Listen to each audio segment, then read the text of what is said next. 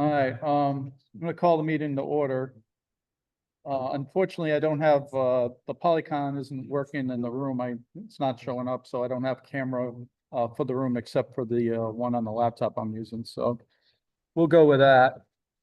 And, but, let me know if there's an audio program, the people that are online.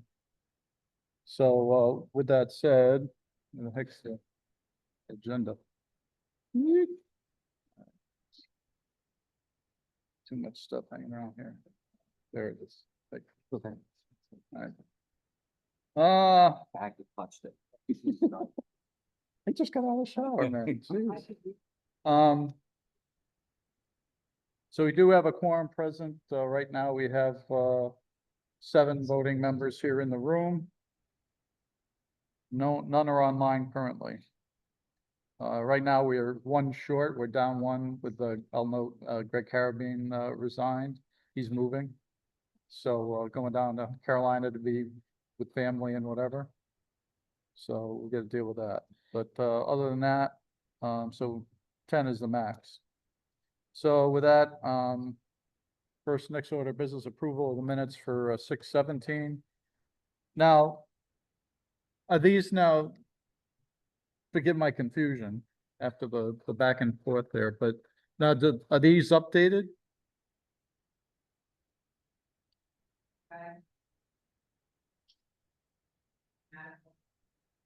Okay, yeah, So I'll make the motion to accept it with the, with the corrections from that Peter gave with the grammatical and whatever else. Anyone else? Syntax, whatever, yeah. I'll second. In the note that, note in this draft we have here that the one substantial one was Cindy Beauregard was present for the meeting. So, second by Greg. And we only have 1 Greg here now. I know, I do. Have to pay. Yeah, pick another Greg. Greg. We were, There was two- one down there. There was 3, actually. Yeah, There's 2 okay. voting. we were Okay. too overloaded in grades, so. So, I'll note too also that obviously, as usual here, the meeting's recorded, as we do I do a hybrid meeting, or we do a hybrid meeting here. And, so it is recorded and all votes are by roll call. So approval of minutes, Mr. Kulos, I abstained courteously. because you weren't here? Correct. Okay. You don't have. Greg, You don't have to. you don't have to abstain. You don't have to, but that's fine. Yes. yes, Stacy? Peter, Yes. Bill, All abstain. abstain, Joe, Yes. me, yes. 2, 3, 5, now, 5 with, 2 abstentions. Anyone online? No members are online right now. I'm looking at, I have it open on the laptop here.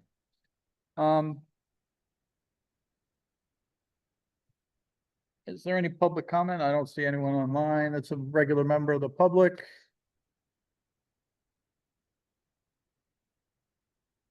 Does anyone else need to chime in on anything? And I'll note for the record, we do have Mayor Nystrom here with us today. In person. Hearing no public comment. CSG, you're up.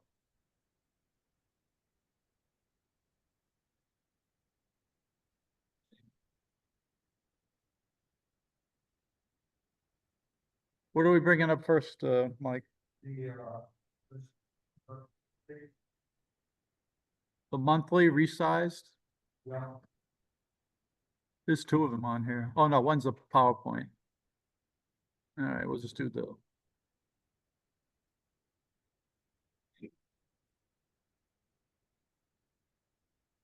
And you know what? Let me, share this bad boy there.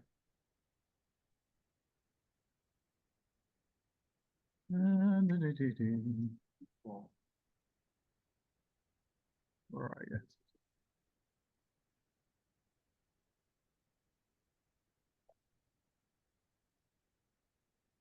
We're doing colorful sheets.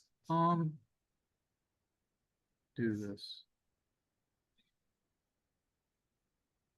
Like the color. And because you've got hard copies there. What the hell? This thing wants to make my life miserable.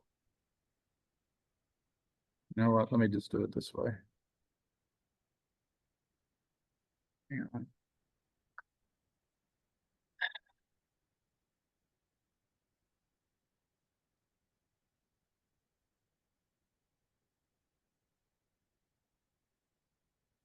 Does it load?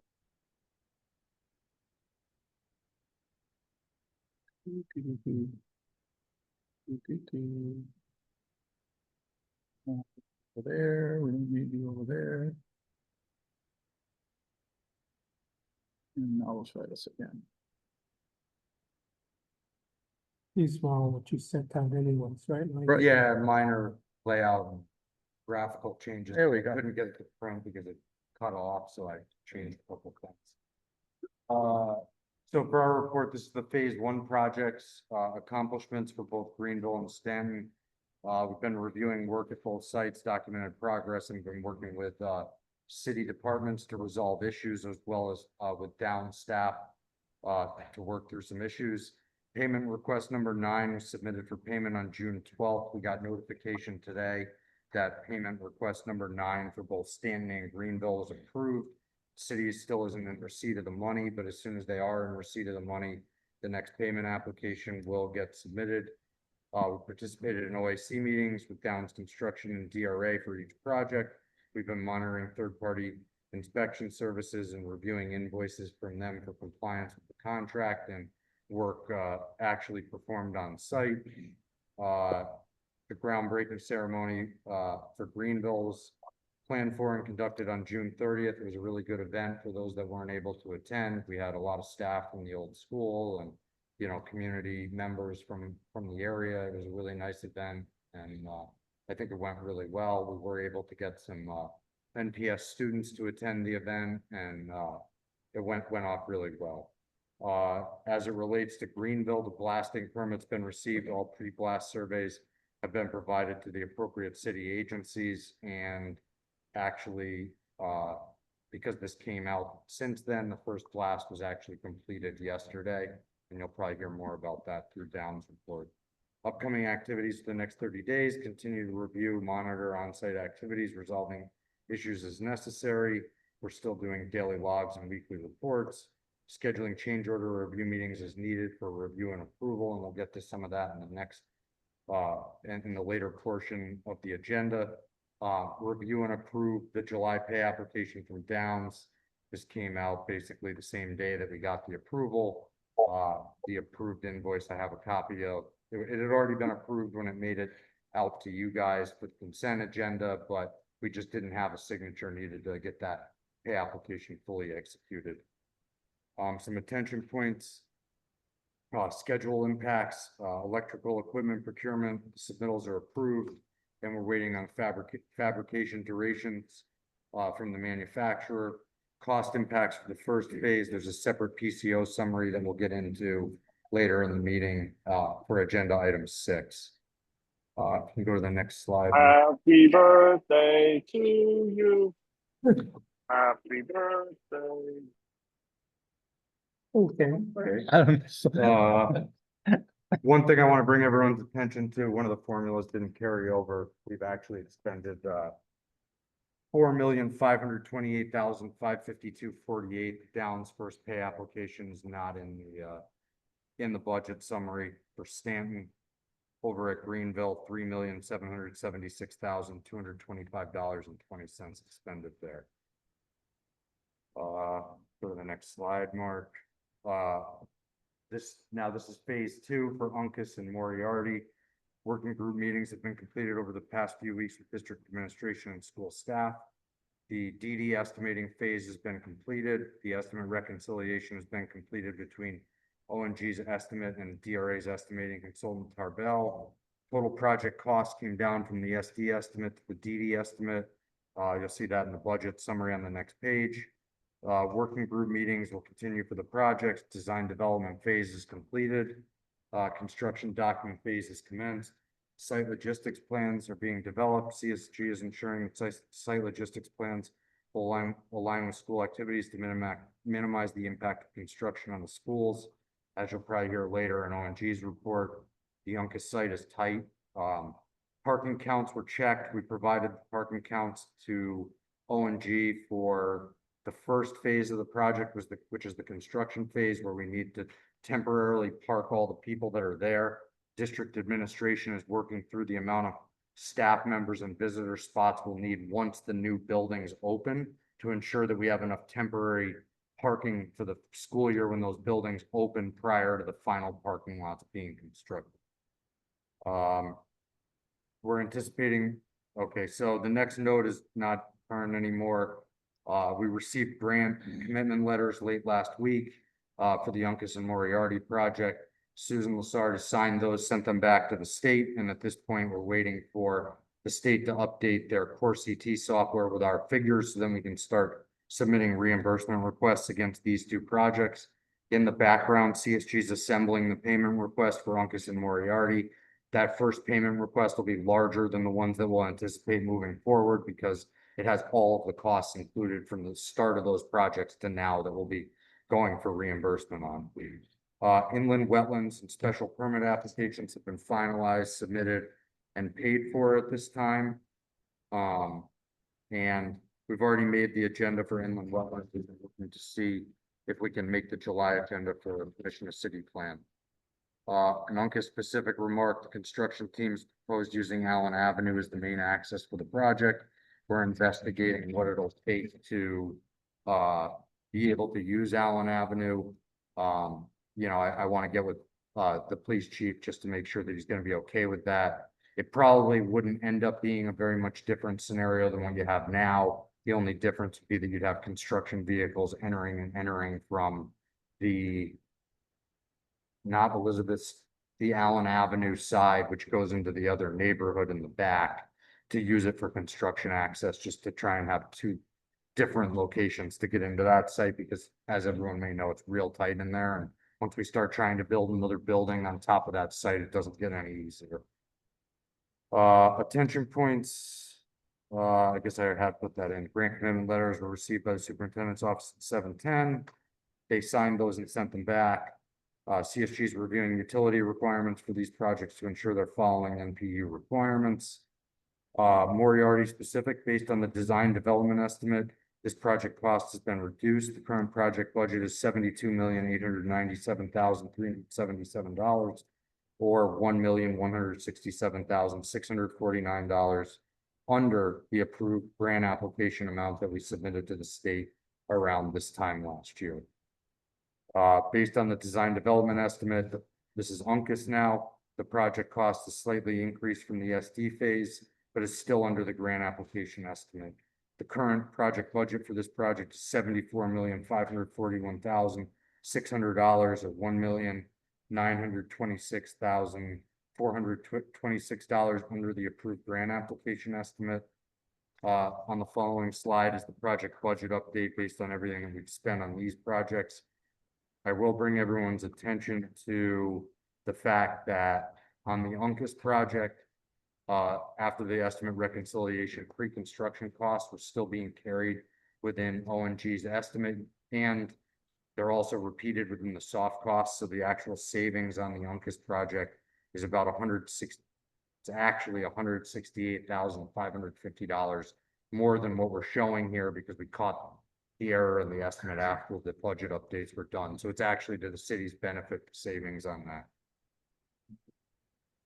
Next slide is going to be real quick. This is the phase 3 projects, teachers and the Huntington Central Office project. We did run into a couple issues, and it came right down to the wire to getting these submitted due to some technical difficulties that we had with the state's grant application submission website, Core CT, which also happens to be the same website that we do the payment requests on. It wasn't taking the grant application. On June 30th, which was the deadline, we got onto a call, myself, Susan Lassard, and DAS, as well as the Core CT administrator. We got the issues resolved, got the grant application uploaded within the statutory time limit, and we're smooth sailing.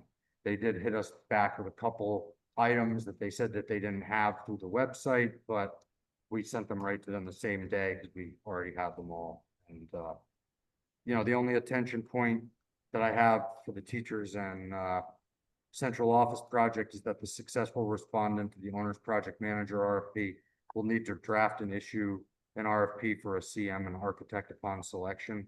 That becomes more critical at teachers to maintain schedule than it does at Huntington. And we'll go into some of the details of why that is when we get into the schedule. All right, so if you go to the next slide, oh, we're already there. Basically, we're still tracking everything from the master plan estimate all the way through. What you'll notice is that the DD estimate figures have been updated now based on the new costs. Now, we did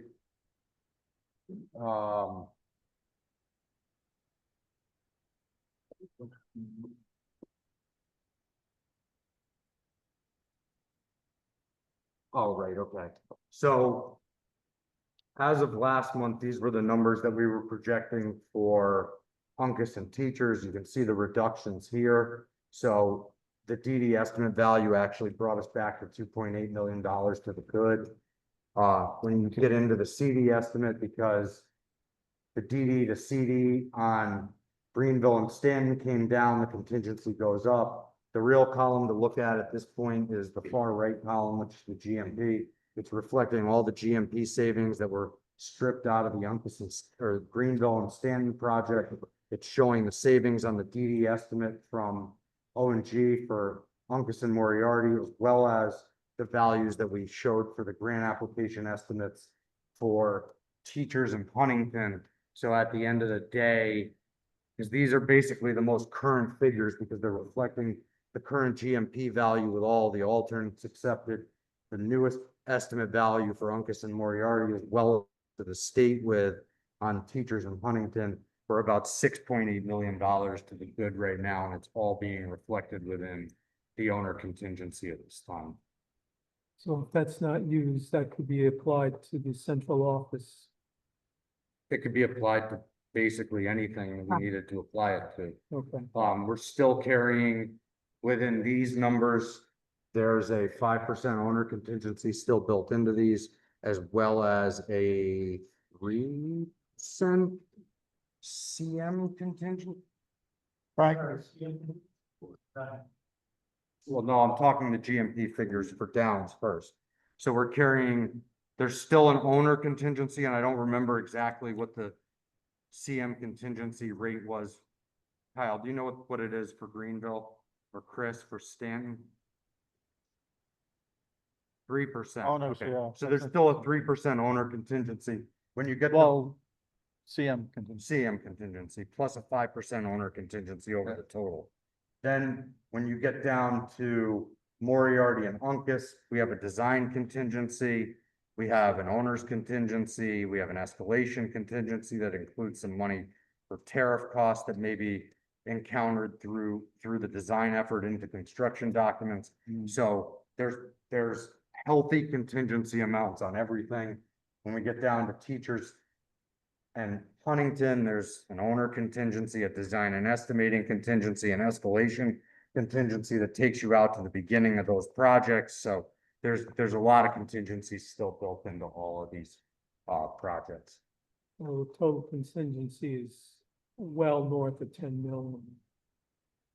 Yeah, Well, if you want to, yeah, owners, all the owner stuff. all the owners contingency is worth more than 10 million, and then you probably got another close to that in CM contingency built into just about everything, and then these ones here. 5% of each of those projects. All right, so then I if you- would just. But you don't want to, you're not No. touching that stuff. I mean, No, Yeah. you're not touching it till the projects are done.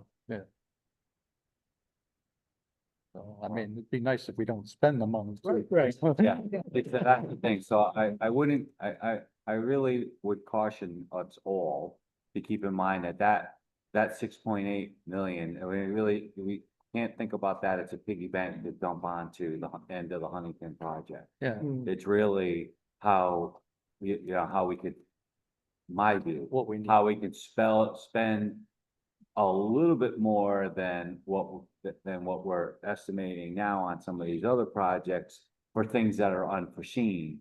Right. But Right. barring that, I mean, that's the whole reason for contingency, but barring that, that's the way, that's our path to delivering this entire project for less than what the voters approved. Right, The thing to keep in mind too, Joe, is that before you'd even dip into that 6.8 million that's shown there, you still gotta get through 5%. Or basically, I if you need go to- back to the other slide, I need to, yeah, you still gotta get through all that. Question? I like the red. I don't. It's like a strobe light. Yeah. Bob, Click on mute all. Okay. If you go to the next slide. Sorry.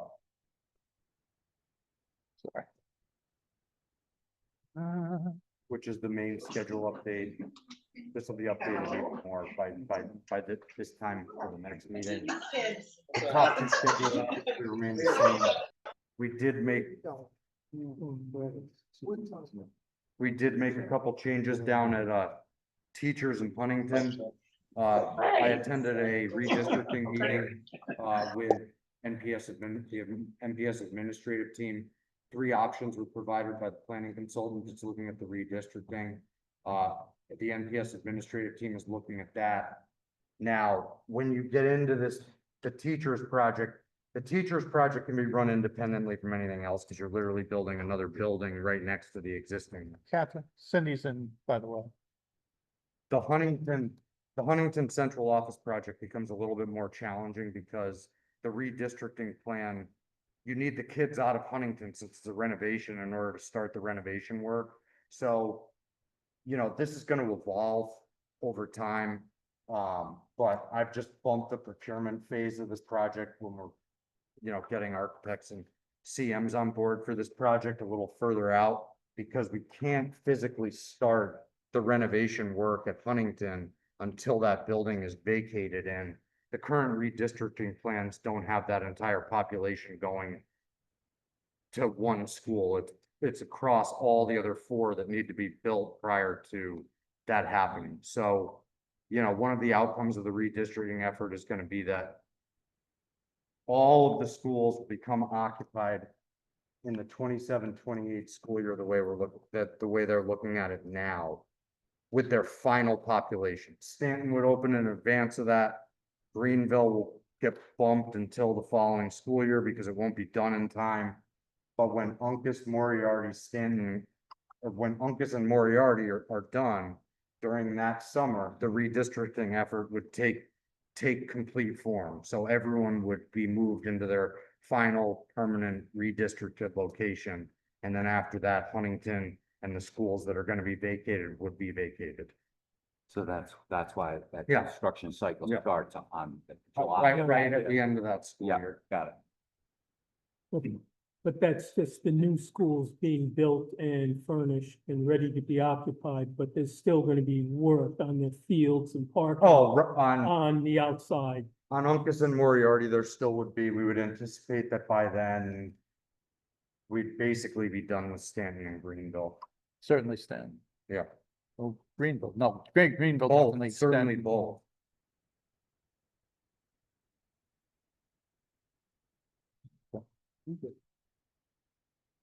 We can reopen this when we get back to. What do you want to do?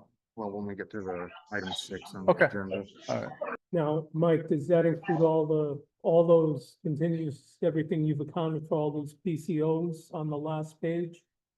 Or not? It does not, because these haven't, the only one that I believe I'm showing right now is the pre-blast surveys. These costs will all end up, virtually all of them will come out of owner contingency. And you know, when we formalize those, then I'll add them to the budget. I don't like to track unapproved changes because it just Right. gets really messy, and then, you know, I'd rather, like, even with the invoices that you guys approve, I don't really show projections until the money. So you're always, you know, basically, it's up to date as to what you approved at the last building committee meeting and never. Almost all these changes are gonna be approved tonight or whatever. Well, was scheduled. they'll be reviewed tonight. Some of them have already been approved. When we get into the discussion on the PCOs, we can There's another item in the agenda, Mark. The only reason it's in your packet is because I felt like it'd be easier to just give you the whole packet and we Yeah. return to it later. Okay. And that's the end of our report. Thank you.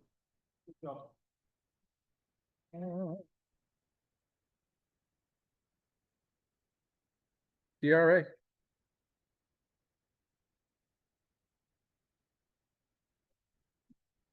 All right, will we open up first? Update? Oh, yeah. Yeah, the whole, this is fun. Let me, hang on, let me share it. It's up there. You gotta share it with the group. He's sharing it with the crew. The crew at home. How you doing? Good. Mike's reports are getting better and better, so the whole first half of mine, I could skip right through.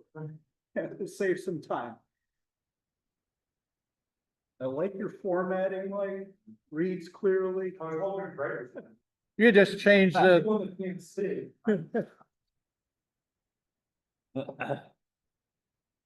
doing, when we going down?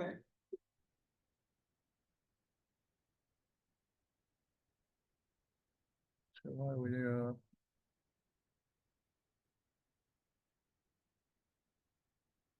okay, let's try it now. Don't the page down. No, tell you what. It's just, oh, you know what? This is just a cover sheet. Oh, it's all the way at the We're end. at the end. How the hell did that happen? Scared the heck out of me. I'm going. All right, let's do this again. Back at one. Yeah. Okay. Oh, There we go. say again? I just want to make sure you're not presenting it last. Yeah, this one looks like the wrong one. 6/17/25. Yeah. This is the. Jeez. It may not, it's just not. No, you're right, Mike. If you just order them by date, it should bring. Nope.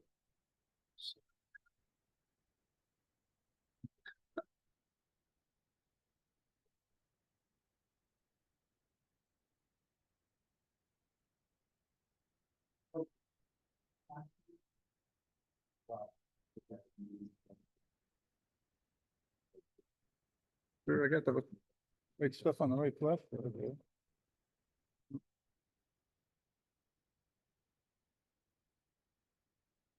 You know what? I think it was just the files on I think the wrong folder got opened up. In other words, Mark's fault. Yeah, my fault. Operator error. Operator, all right. Thank you for not letting me get out of it gracefully. That's fair. It will be. Thinking if I get back into the damn screen. I never remember to bring a damn mouse. I You know what I'm gonna invent? A separate device that you could hold in your hand and you move it around and it. Yeah, I coincides know. with what's going on in school. Amazing. Two screens.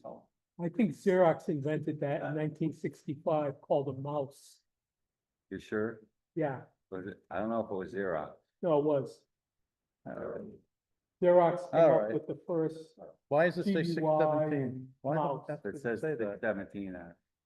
Hit the next. They were far ahead. This is date. it? Oh, 750, okay. They were So- far ahead in the computer game. Oh, you had me worried again. I'm going, what the heck did I Good do? evening again. This evening, phase one update for the Greenville and Stanton schools, 2 items. The first is construction administration support. And as I said, Mike covered most of it, weekly OAC meetings, RFI shop drawings. An idea of where we stand with requests for information, about 50. And Downs is gonna cover all this stuff, so I'll scoot past it. Steel shop drawings, major MEP equipment submittals, those are the types of things we've been focusing on. If you go to the next slide. Another piece of what we're trying to move forward for Greenville and Stanton is the furniture, fixtures and equipment, moving that forward. So in terms of our process, we did meet on the 26th as a working group with district administration. The district is sharing that with others within administration over the next several weeks. Near the end of August, we will head out to a showroom with district to take a look at samples of the various recommendations. And then as an outcome of that, we'll bring samples into the district so that there'll be a broader viewing of it by staff and users. In terms of key outcomes, a goal is we'll have standardization of furniture, fixtures, and equipment across 4 schools. Majority of the materials procured through state bid lists. And in terms of vendor inquiries, if anybody's getting them, have them funneled through our office, and specifically Greg, since he's not here tonight, we'll let him have them. To go to the next slide, please. Come on. Uncas and Moriarty moving to phase 2. First item, we have 4 of them. Design development complete. And once again, our work with Tarbell Construction and O&G, they'll speak to that reconciliation process. Our team has moved into just full focus on construction documentation and continuing to advance the set that was shared at our last meeting from design development. Next slide. In terms of regulatory documentation, Mike touched on it for Moriarty. ZBA not required, will be managed through a land transfer. Inland wetlands application was received on the 10th of this month. Next scheduled meeting is 8/7. For the commission on the city plan, we're checking on the 22nd. We understand that to be a special meeting. So that was still in check with our consultants. Uncas is in the same place. And as I mentioned, looking forward, CCP special meeting on the 22nd of this month. Inland wetlands, where we expect to have an opportunity to present, will be on 8/7. Next slide. So at the last meeting, I reported that we had concluded our effort from the spring, where we looked space by space, development of furniture layouts, configuration of room, etc. All of these have been signed off by district administration. One of our next efforts is to begin again looking at school identity. We shared some of these images. These are from Stanton and Greenville, areas where we might help identify school identity. Flooring, paint and accent, vinyl wall graphics, acoustical, soft seating where applicable. Next slide. Specifically taking a look at Moriarty. We shared this slide with you several meetings ago, but Moriarty's focus is on that of the monarch butterfly. Monarchs are known to kind of move from Mexico through Canada. But the specific focus for Moriarty is the native Connecticut habitats. So woodlands, meadows, hills, farmlands, rivers and estuaries and shoreline were samplings of that. You go to the next slide. So we're applying those different habitats and having them kind of marry to grade specific areas in the building to help break down the building, that type of use of icon. So for instance, pre-K and K, meadow, the caterpillar, the first phase of a monarch's life. So we move up into first grade, shoreline, out into second grade, river and estuary, the chrysalis yielding the monarch. And as we go to the upper elementary, farmlands, hills and woodlands, all with the monarch as its symbol. Go to the next slide. These were areas within Moriarty where we felt we could have opportunity for that type of application. Next slide. And this was a study, and again, this, I believe, was shared with this group. But we went through a series of these types of studies within the building. So entering Moriarty at the main, lobby space. This is where it's located within the full building. This being a little sketch study that we shared and had opportunity to get feedback from staff and faculty. Well, we've taken those, and if you go to the next slide, we've begun to develop more photorealistic kind of renderings of those spaces and have had opportunity to share this with district staff. So we're beginning to go through that process. So this is main entrance Moriarty, the view towards the gym lobby. You head down that way and go to the next slide. The Learning Commons. This is entering into the Learning Commons, the circulation desk, etc.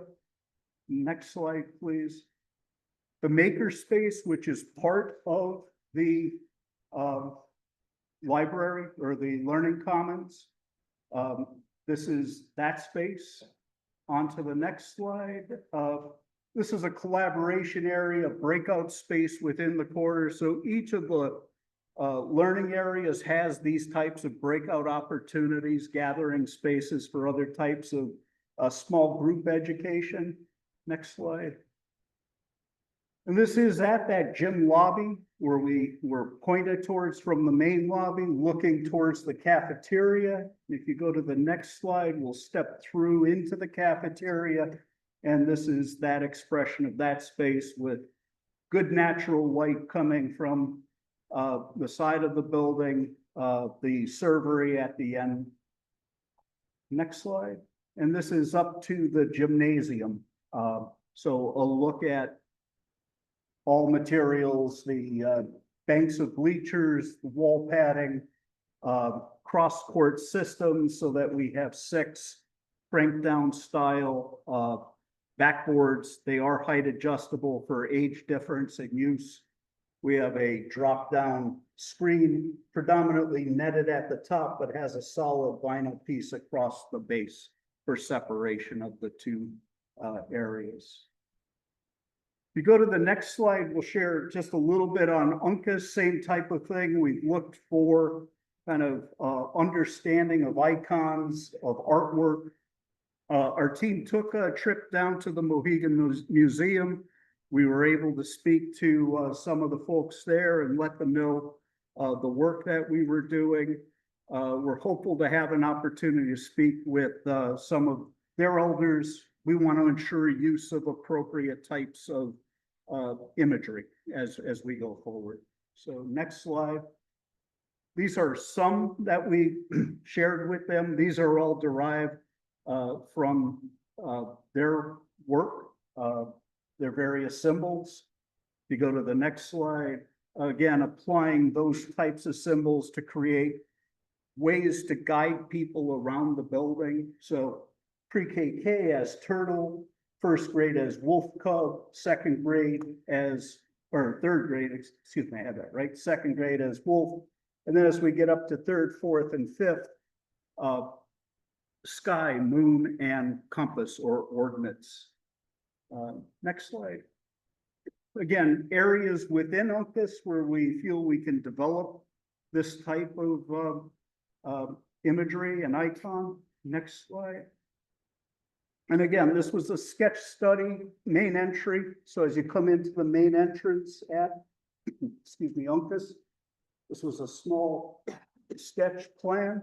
And if you go to the next slide, this is taking that and working with our interiors group to develop color, texture, pattern throughout the building. Next slide. This is the entrance to the Learning Common. See this type of wall imagery that starts outside the space and with the transparency at the entrance continues directly into the space. Next slide. This is a view within this library, this Learning Commons. This does have a view to a court space captured within the building. To the back of this space is the maker space, as we have developed the maker space for both Greenville and Stanton within the Learning Commons. Next slide. This is stepping back behind that area and looking at that maker space within it. And again, good connectivity to the exterior space. Next slide. This is student dining. Again, just getting a feel for color, pattern, types of materials, absorptive acoustic materials, etc. Really important in these types of spaces. Next slide. Once again, a breakout or a collaboration space, and these are nested within the various learning areas. Next slide. And lastly, the gymnasium view for the Uncas facility. So as I said, these are works in progress. We'll continue to update them and work with them. Wanted to share it with this group. We did have opportunity to present with the district last Thursday. They were very excited about this and saw it as an extension and a continuation of the development of information. And we're hopeful we use it with staff this summer in terms of continuing to share what the buildings will look like. I think that's it for us. Yes. Yeah. All right. Thank you. Thanks, Jim. Any questions for Jim? Yeah. Yes, sir. So, both schools have an interior courtyard, and I think you said that it's gonna be accessible and used as a learning space. That's correct. These buildings, as we worked on layout, lent themselves to courtyard configuration. Within the courtyard, conversations that we have had, yes, to extend interior learning space and have them become part of the learning opportunity for the building. Some of the concerns that were raised with district staff, maintenance of them and ensuring that we have plant materials that aren't going to overgrow quickly, that type of thing. So we've had some success over the past several projects, elementary school projects, with various ground covers, etc., that produce greenery, yet they don't grow, wild. Well, yeah, you don't wanna have lawn in there, which is gonna require you to bring lawn mowing equipment in through Well- the building. We'll get into it a little further downstream, but as part of FF&E, we might end up with suggesting one of the robotic lawnmowers to be kind of stationed there. We've had good success with that on another elementary school. And those are completely open to the elements, or are they They are. partially? No, it is open to the elements. Okay. Anyone else? Just, we've got some meetings come up with wetlands, and I think it's CCP. Any particular questions going into those? Well, the first question was a major question that had to do with Moriarty, and it was lot coverage. We were out of sync with the maximum coverage by a couple of percent points. It was minimal, but it was enough to cause a problem. Because the city owns both parcels, as we approached folks at planning and zoning to understand how best to deal with it, they identified that you could not get relief on it through a zoning variance because both parcels are owned and you could simply move the lot line. So that's the avenue that we're heading on that one. In terms of Uncas, not really anything out of the ordinary. We do have wetland considerations on both, but it's nothing that's insurmountable. It's been studied by our consultants and we feel we're ready to answer. Thank you. Yep. Just one quick thing about to the Moriarty situation. Speak up, Mike, please. Just one thing to add in the Moriarty situation. I've already brought deeds for the two parcels, one of which is a city-owned park behind Moriarty property. So, like, first of all, it actually, although it's a hardship for the project, it actually makes it better for the city in that parcel of land that we add to the Moriarty project is gonna house the main storm drainage line to the back of the property. If we hadn't done the property merge, as Jim was saying, the lot coverage would become an issue and reimbursement for all the work that we'd be doing to tie in the stormwater to that property where it needs to go, to become ineligible, because even though it's city-owned land, it's off of the Moriarty parcel, so the state wouldn't consider it a reimbursement. So by adding that narrow strip, no one will ever know the difference by the time the grass and everything grows back in the strip that we disturb, because it'll still be part of the park, but it'll just be of benefit to the city in that the reimbursement, all that work will become fully eligible, except for physical connection if there is one at the property. But the property that goes over to where the softball fields are and that playground is and so on and so forth. It is. On, Yeah. Old Canterbury Turnpike, yeah. I don't know what the exact name of the park is, but. Student, yeah. Yeah. Student- Oklahoma City Council, that, Oh, City Lit Park. Yeah, Yep. Good job.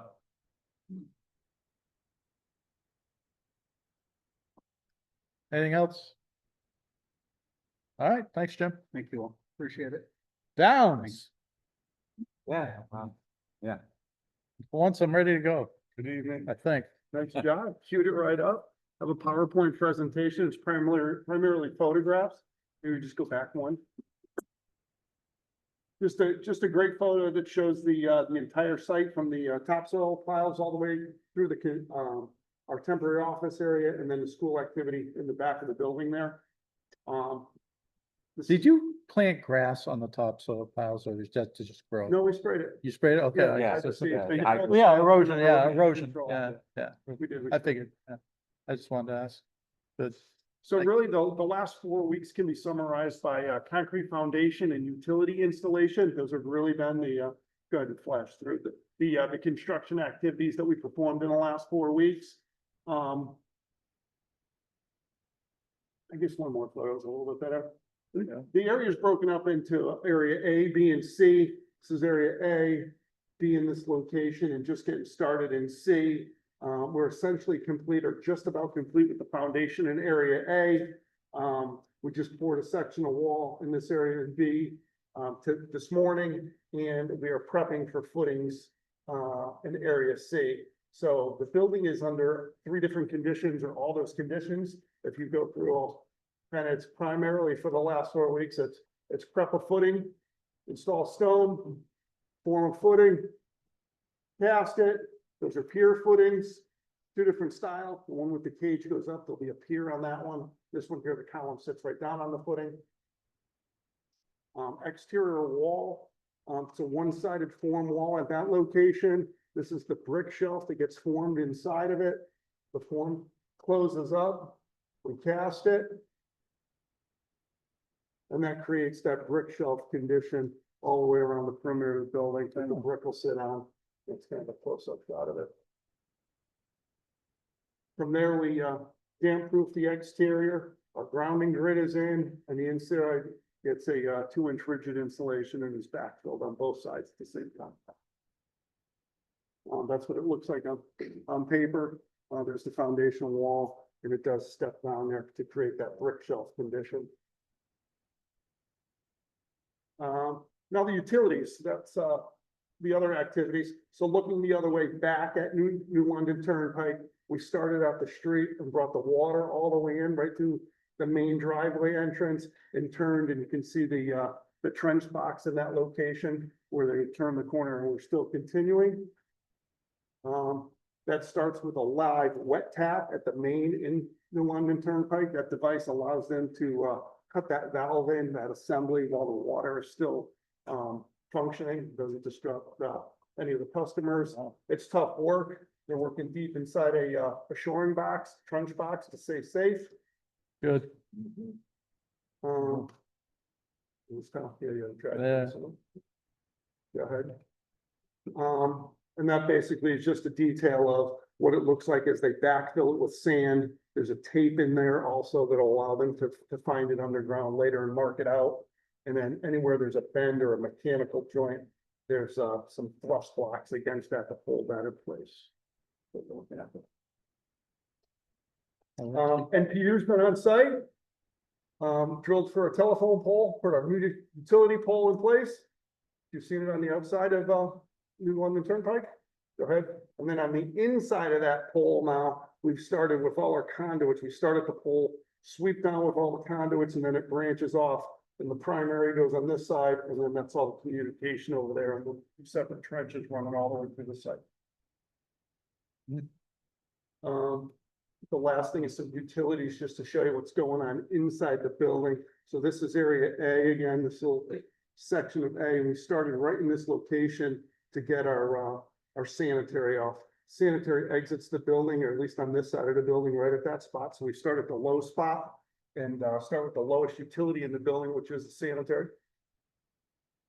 And that's it. So looking towards where it exits in that location, and it rises up as it continues and feeds all the toilets and sinks inside the footprint of the building. We also started our mock-up. We have 2 separate mock-up assemblies that allows us to complete and implement all the actual building elements, envelope system on the building, help the design team select final color selections. And there are 2 of them here. This one's got a little more detail on it with the cornice. They both have a couple of windows. There's that brick shelf, but the whole exterior assembly will be constructed on there and reviewed throughout the process to make sure all the details are worked out, all the colors are selected, and make sure that we put all of the actual specified materials into the mock-up. So we're ready to build it when it's in place. I'll give you a progress report on that. Any questions on the photos you saw? Is there gonna be a gas installation too? There will be a gas. The gas company likes to do that at the end. We trench and backfill them for them, and then NPU will actually install the gas pipe. But we do want to get that in also. All right, thank you.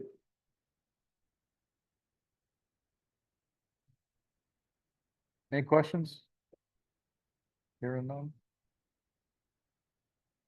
I don't know if you have the Greenville files. No, I don't think so.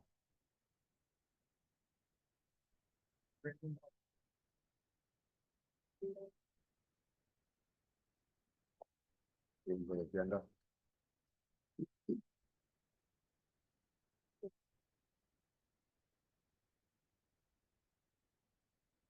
Hang on, Rick, hang on a sec there.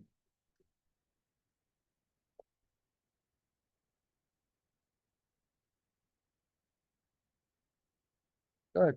All right, for Greenville, Kyle Lentini, for some of you folks who might not know me, the project manager for the Greenville School for Downs.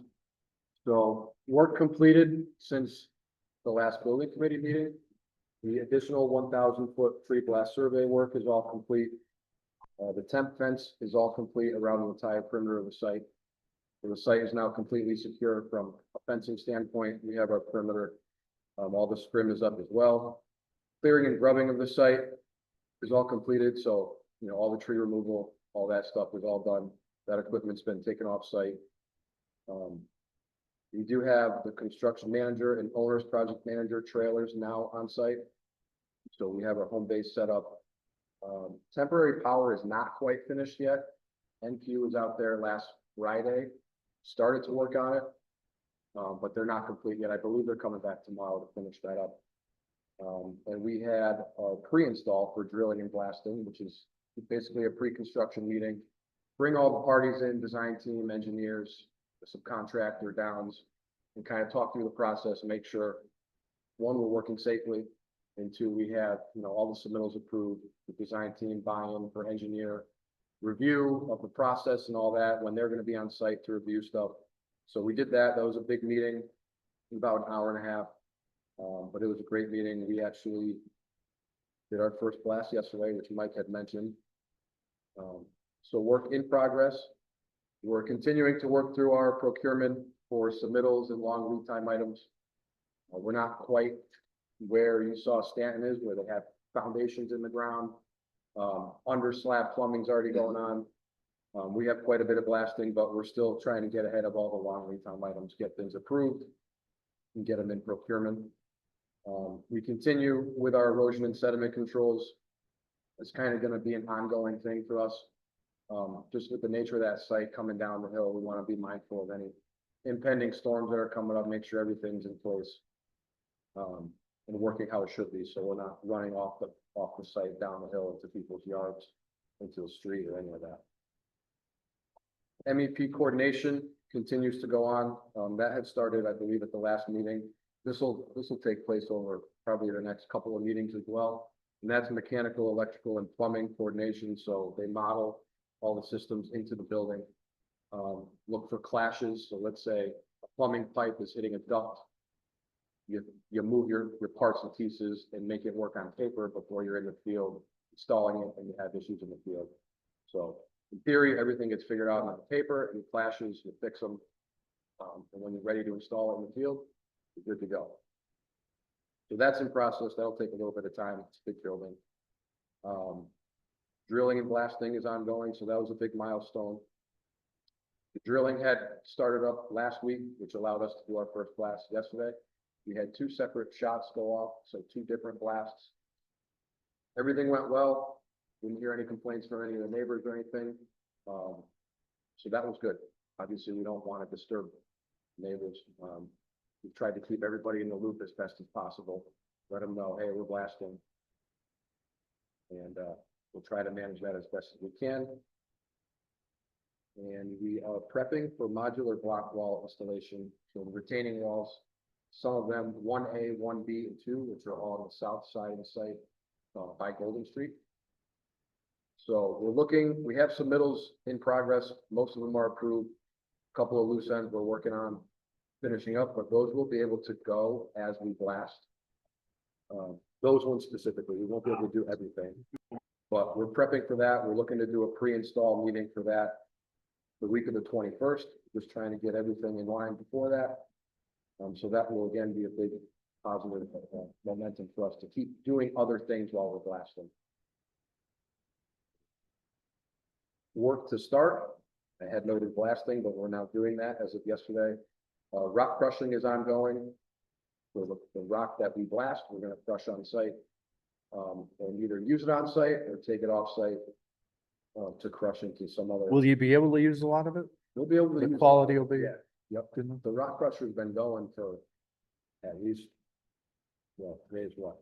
Tuesday, it's been going for 2 days now straight. So the brand new rock crusher they brought out for this job, so hopefully that thing keeps kicking for us.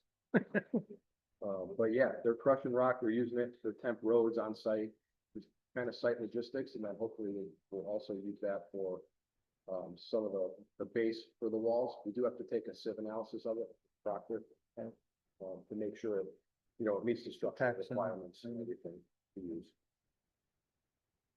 So work to start will be the actual modular block wall installation. Hopefully before our next meeting, we can get that going. And then as I mentioned, that pre-install meeting. Couple other critical items and milestones we're looking at. The schedule impact based on the additional pre-blast surveys. Now that that work is complete, we have the actual dates. It was finished, the actual date blasting started. So we have to send out a new schedule to the subcontractors to analyze that. We had sent out a preliminary, which was worst case scenario. Blasting wasn't starting until mid-August roughly. So, they had started to review that, sent us some pricing, but we have to get that scaled back. And we did pull about a month back out of that schedule based on getting blasting started yesterday. So we're continuing to review that. Some improved traffic safety for construction at Golden Street, Hickory Street intersection, and then up on Boswell Ave.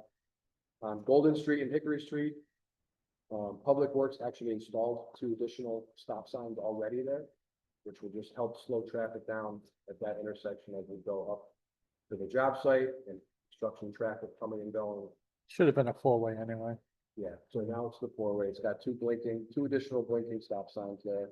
And then up on Boswell Ave, we're looking to add 2 more blinking stop signs. That'll be through us. We have to go out for pricing and out for pricing, waiting for that to come back from Lorero, the site work sub. We're really just trying to make sure we don't have an accident up there. Safety is obviously the first thing we worry about. So we're looking to slow traffic down on Boswell. If there's some blind areas, slow people down, put signage up, make them aware of the traffic coming and going. So that's in the works. That should be a great thing for us to manage our safety up there. And we do have some forthcoming direction and a proposal request the pricing for some additional perimeter tree removals due to some safety concerns. So now that that site has been totally cleared, I mean, it was basically a forest before we got in there. Some of those trees that are kind of on the rock edge, they look a little funky, so we had the engineer come out and look at them. We did identify some areas where we're gonna wanna do some extra work to, again, avoid any accident, a tree coming down on a neighboring property or anything like that. So that's. Are those trees all on our property? I believe they are, yes. I believe they are. So that was my update. Any questions on any of those items? On the roads, before the stop signs are installed, you've got flaggers there now or not? We are not using that entrance yet. So Okay. our traffic's coming up on Golden Street. In and out of Golden Street. All right, and what are your longest lead time elements? Our electrical switchgear is roughly 52 weeks. We have rooftop units between 30 and 40 weeks, depending on the unit. Those are the two longest we have so far. And then we're pushing, obviously, steel procurement. We get through shop drawing approval, get that in the works and in fabrication. But again, we do have a little bit of a luxury of a little bit more time than Stanton has. Just the work being farther out in the schedule, but we're not looking to wait around them. We're pushing through submitting, getting approvals. You're anticipating everything will be on site when needed. Yes. Anyone else, questions? Dave?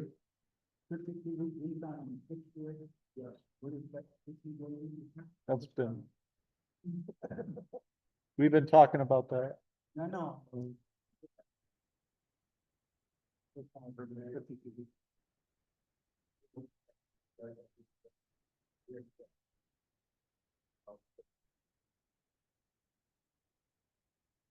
All right. You have a drop dead. I don't get this by July 15th.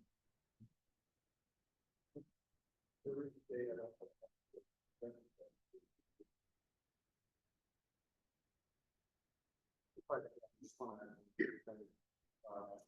city agencies, the office involved, word region, Norwich Public Works, very helpful. The bottom left, entrance, they will be doing. We met out there with Chief Bailey, Brian Long. But it's going to be a roadway shift. They'll push the center line of the road further away from the Boswell entrance site. To help with some of the turning radiuses. Additionally, it is their recommendation that flashing light. Basically, get the base of the hill eastbound on Boswell Avenue and the intersection between Boswell Avenue and Bohegan Park Road. There will be another stop sign. So it's just to try and slow the traffic as they come in and out. And then, additionally, sometime in the fall, and there will be actually just going to be some additional clearing and moving the rock back and the sides of the road on the bottom, on our side of the road. Just some rock problems on the side and make the sight lines look worse. So you're going to look at using machinery that are pretty rock. So, and then the police chief actually, tree warden, everyone knows out there to review all the tree issues that Kyle mentioned. We're looking at stability with, SLR's landscape architect and Roy came in and gave us some of his feedback as to how we felt about the trees. Just wanted a little bit of confirmation on the city's end. I think if any one of you went out there, the trees that are in question, you were taken out. In some cases, they're 30 feet up, and if they were falling, they would knock the house down, they would roll down the hill. But just wanted to thank everyone, for everything they've done to help out projects.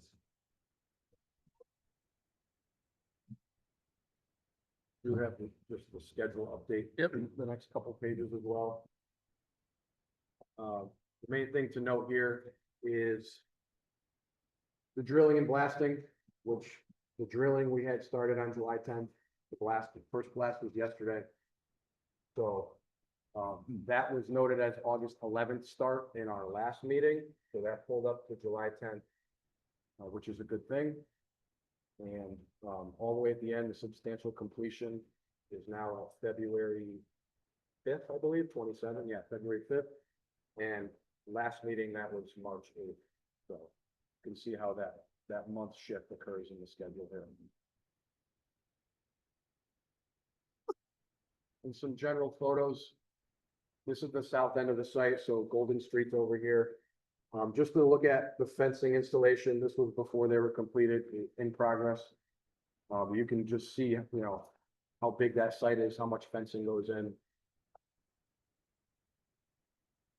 Another look here, this is on the east side, coming up the hill. So again, you see the fence, you can see what we're working with there, coming right down the hillside. Installing the fence. These are the first couple of drill holes for blasting. So this is in that southwest corner. You can see where these black little cones are. That's each of the drill holes. They put the cones in there to help them get the explosives in when they're ready to pack the holes. And that's a close-up look at one of the holes there, that cone. Here's the drill rig moving around the site. Just another general look at the site. Drill rig, just showing the action on site. And this was the replacement of the fire hydrant there at the Golden Street entrance. Just a fun little action shot of that. And another look down on the site. This was where those first few drill holes went in this corner.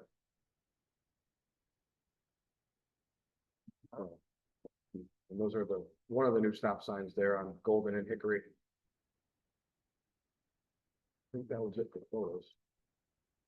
Yep, looks like it. Any other questions, comments? And have you had any problems with, people getting on the site before the fencing was completed? We had a couple of incidences which we handled, through Mark, through the city, through Mike. A couple of people wandered on site, no ill intent, but we had to speak with them and just let them know, hey, this is a construction site. You really shouldn't be coming back on here. Please don't come back. But no, nothing occurred from those, but we did have a couple instances to deal with. Anything else? Thank you. Oh, yeah, there's a video of the blast of that. Oh, is there? Yeah. All right, hang on. Hang on. Oh, MP4, there we go. Your volume is on, the guy does yell, heads up, so it's too loud for your ears.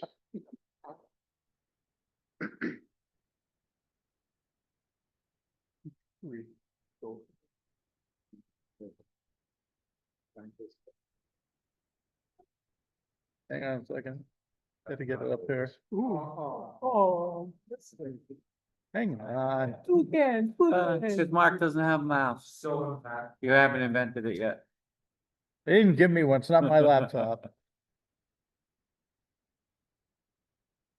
Fire them all. Ooh, That was our first. Nice. let's send mats right up for it.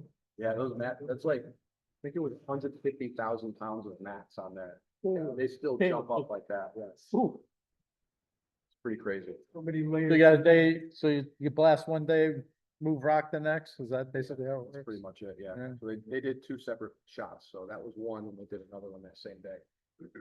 Tomorrow, we have a couple more lined up. Looking at about Yeah. 2 to 3 blasting days per week. What time? I'm I not thought sure about exactly going, what I thought time, about but going over yesterday. Likely be one in the morning and one in the afternoon. Two showings. You can bring your lawn chair, sit right on top of the mats. Yeah. Whee!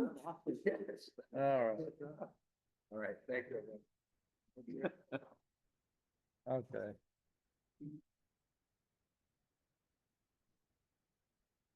Mark, I think you're up.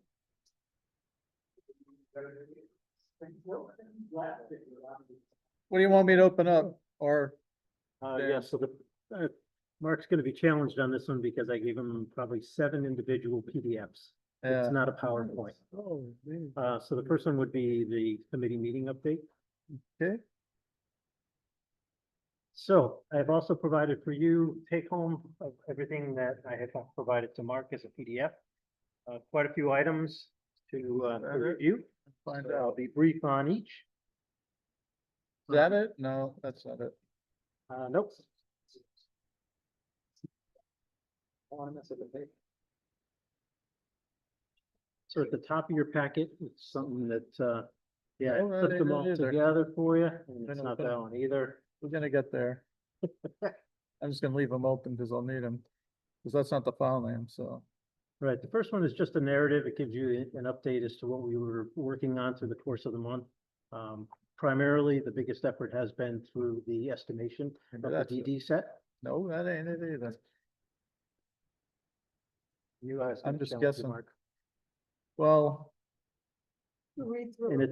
it's right in front of you. Yeah. Right in front of there you go. So I'll just start ripping through it if, to save a couple of minutes here. Completed the design development estimate for each school, reconciled the estimate with DRA's estimator. That work There we occurred go. through the month of June. We got to our reconciliation date on the 27th of June. Had a day-long meeting and we really worked through all of the quantity checks. They go back and forth. It's a great opportunity to see our estimating team and another estimating team compare notes on where they see the industry and where those costs are. Ultimately, that gets reconciled. In other words, they agree on various changes to each. And that draws our number down to what was provided by Mike in his presentation. Primary, most important thing, the health of your project financially is on track. You know, what we learned at this, next set of documents is you move through that set of documents and our cost estimates from prior to current are still intact. Other items done is we created a value management options. Very similar to what you probably went through. I saw the list for the earlier projects. Similar items, we came up with a few more. One of our next actions is to go through those with DRA, see if there's any that they want to move forward with, make presentation on. I've been personally working on the ongoing development of the phasing and site logistics, which I'll share with you the UNCAS site. Through the DD set, we've had our BIM modeling team, as well as our MEP coordinator for the project, go through the documents, provide review.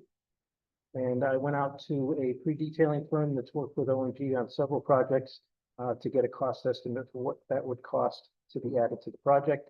It's a timeline item. It allows, the development of shop drawings to not become an impact on the physical delivery of steel. So when I add the durations for fabrication, back them up to award to the steel contractor, having those pre-detailed drawings facilitate earlier arrival of steel. And it's a cost to the project, whether it's bought early or bought at the time of bid. So it's really not much of a financial difference. I think it's probably a savings and something that we've implemented on the last multiple projects. Upcoming pre-construction activities, we're going to, as mentioned, the value management, make some final decisions on that. With regard to the phasing and site logistics plans, Mike mentioned our access to the Allen Avenue to keep our construction traffic on the north side of that site, I believe is best approach. Confirmation of the parking stall, another thing that Mike mentioned. I'll show that to you in a phasing plan. But the end game here is how do we fit the parking and the bus queues after occupancy, but prior to permanent improvements being built. Lastly, I talked to the enabling phase, which at our last meeting, we are moving in that direction. We have a couple of things left to work out in the local authority approvals, getting into these agendas. But specifically on the UNCAS site, there's a lot of tree clearing, there's a lot of access, and it's control of that. It's getting that work in place to allow foundations and the site work effort to begin immediately upon award of the main contracts. Lastly, on that item is we've been in our discussions, we've spoken to the Moriarty site. There's some elements to that earthwork where we need to finalize what really needs to happen with regard to surcharging the earth. On that site, the geotech report requires that the building get loaded with compressible fill. Touch on it again because I have a slide. Last item is we have nothing for action except the invoices tonight. And then on the bottom of the page, it mentions the attachments. So what I'd like to do is just walk you through the estimates so that they're not undecipherable, so to speak. So you do have, there is a PDF, but in front of you, you have both the Moriarty estimate and the Uncas estimate. So if I was Is to that take- the recon? Yes, that's in the name of the file, Which one you doing? Moriarty. So just to give you a quick overview of how the estimate is formatted. You know, beyond an opening page, cover page, and index, you get to the summary sheet. So as I look to the summary sheet, as our standard operating procedure, we provide site work information, we provide abatement demolition information, and then the sum of all the trades throughout the balances of work. I'm listed here. So here you have the trade contract total. You apply small costs related to sales tax, for the state education fee. Our contract assigned general conditions and staffing costs for a next subtotal. Here's an important figure. Through our effort of reconciliation between Tarbell and our team, they agreed on a 4% estimate contingency. O&G side of that equation, we look for a higher contingency number, where on Tarbell's side, they look for a lower one, but they increase their cost of the work. So ultimately, we worked back and forth and we came to agreement on what is a design estimate contingency. What that means is we don't have a cost. There's nothing in the documents today that spends that money. But in the evolution of the documents, we foresee additional detail getting put into the drawings that will generate more cost. So that's an add to the base contract of the trades. We carry a cost for escalation, the difference between what we see for unit costs today as compared to where they will be when we go to the street and bid the project out. So that 4.25% per year during the 9 months that we have left to go to bid. Our CM contingency fee set by contract at 2.5, fee set by contract. Then you can turn the page. Payment and performance bonds, insurance, total construction cost. This is where our estimate was coming into it. We're pulling this information from Mike's reports. This particular project, $3.7 million uncommitted, unencumbered funds. We try to replicate Mike's soft cost fees here, soft costs, to generate, again, the bottom line here is Moriarty, 3.7 million under where you are with those contingencies still intact. The Uncas project laid out the same way. Yeah. So first page, it says 400. It's 545, I think. 548 if I'm not mistaken. 540 something. Yeah, I was wondering, I saw that. I was wondering about that. Mark's gonna make a note for me. Yeah, I'm not sure where where our estimators pull that number, but I notice he's carrying the same number. That fine, sign. No. The 425 should be fine for this trade. Mark, I don't have a pencil with me, but if you could make a note. So 81,000 square foot, that's the big number. That's the real. Yeah, that's what we're what concerned. everything's based on. Yeah. So the 81,000 square feet would be for the 548 students as opposed to 425. Actually, I'm hearing that the student counts may not be. Go to the sign, 548, sign. Okay, all right. Good. So glad we put that in there, because now I can flag that for later. Same thing for house too. What's that? Square Same foot, thing, right? Marcus. Yes, it was like a number. I won't let that one go. Oh, thank you anyway. We're gonna stay outside. So as you continue through the estimate, we provide breakdowns on, again, site work comes first for us. Breakdown, there's lots of detail sheets that aren't included in this PDF.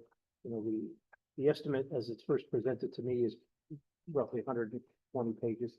And I'm going through that, just like our team is going through that, picking that, you know, what looks like an anomaly.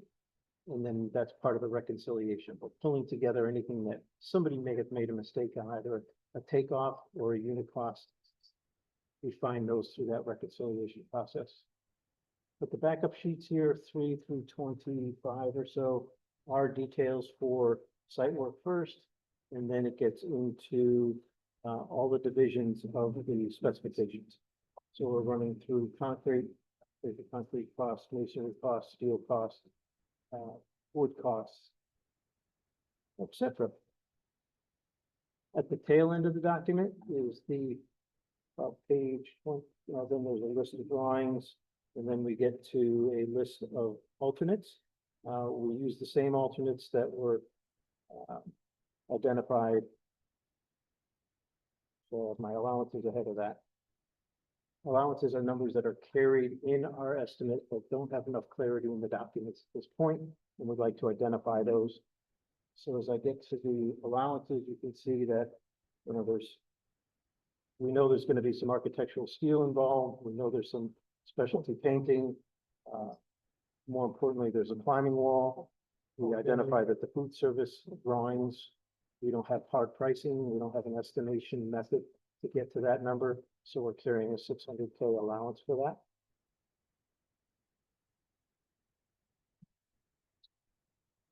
What that was at one point. Oh, that's. I don't recall what that was, but I knew what it was at some point. Next page would be exclusions, just again to provide clarity, opportunity for people to see things that may be wondering whether they're in, whether they're out. Nothing really jumps out as an important enough item to speak to here. And then the alternates I mentioned are generally the same or exactly the same as what they were on your Stanton and Greenville projects. Only the estimates are from our estimators instead of what was bid. On the next page, we find our list of value management opportunities that we saw. Again, your projects are in a very healthy financial position, so we don't see much in the need for moving forward with changes to what's in the document set. An element that DRA mentioned is they want to maintain the parity that they have. Projects that are on the street or getting constructed versus the projects that are pending. But a fresh set of eyes did bring some new items to light. So we're going through those in our next discussion. And that would be pages 26, 70.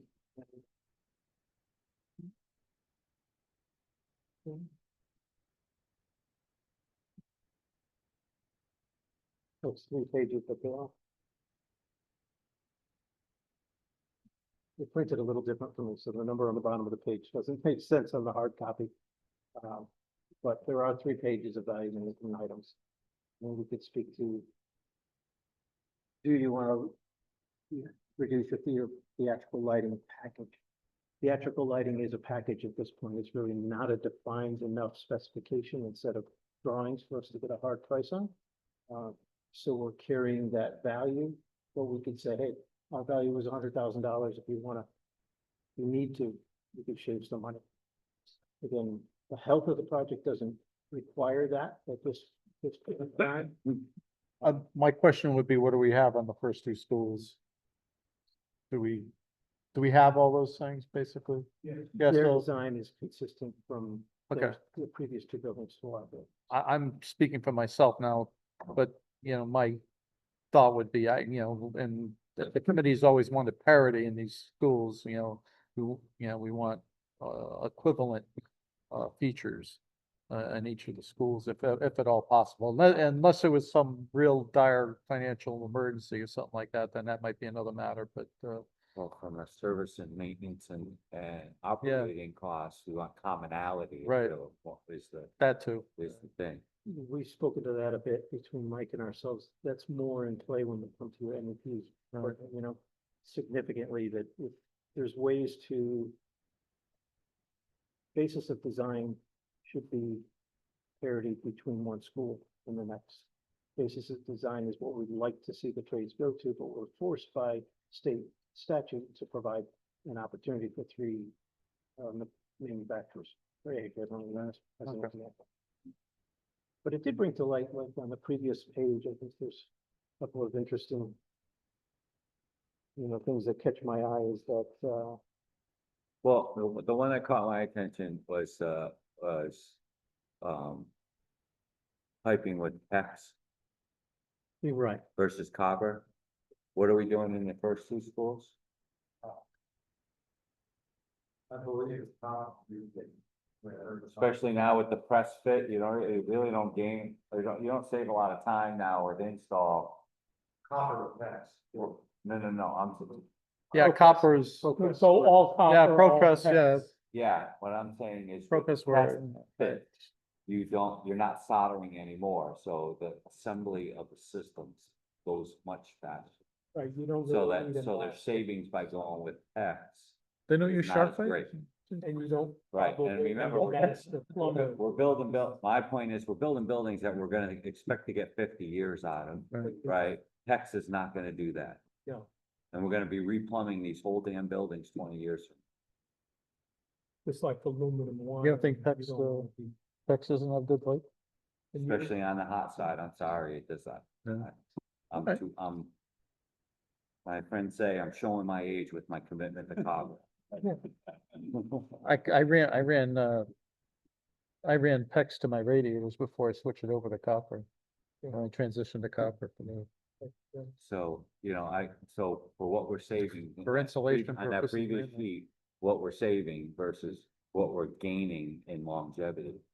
I don't know that the savings is worth. So to Leave be it clear enough, though, right, none of right. these value management options are incorporated in the drawings. These are just our estimators sitting around a table saying, okay, what can we do? Should we have a need to do so? Okay. And we do that at every estimate stage. It's just due process. But, you know, interesting thing, you know, with $30,000 worth of seating boulders, as I pick on something like that, you know, that's something that we may not be off the table. Again, we don't need it now because we're in a comfortable position financially. You have contingency in multiple locations and you're sitting right at this project, 3.5 million, 3.4 below your budget, the other project right at focus.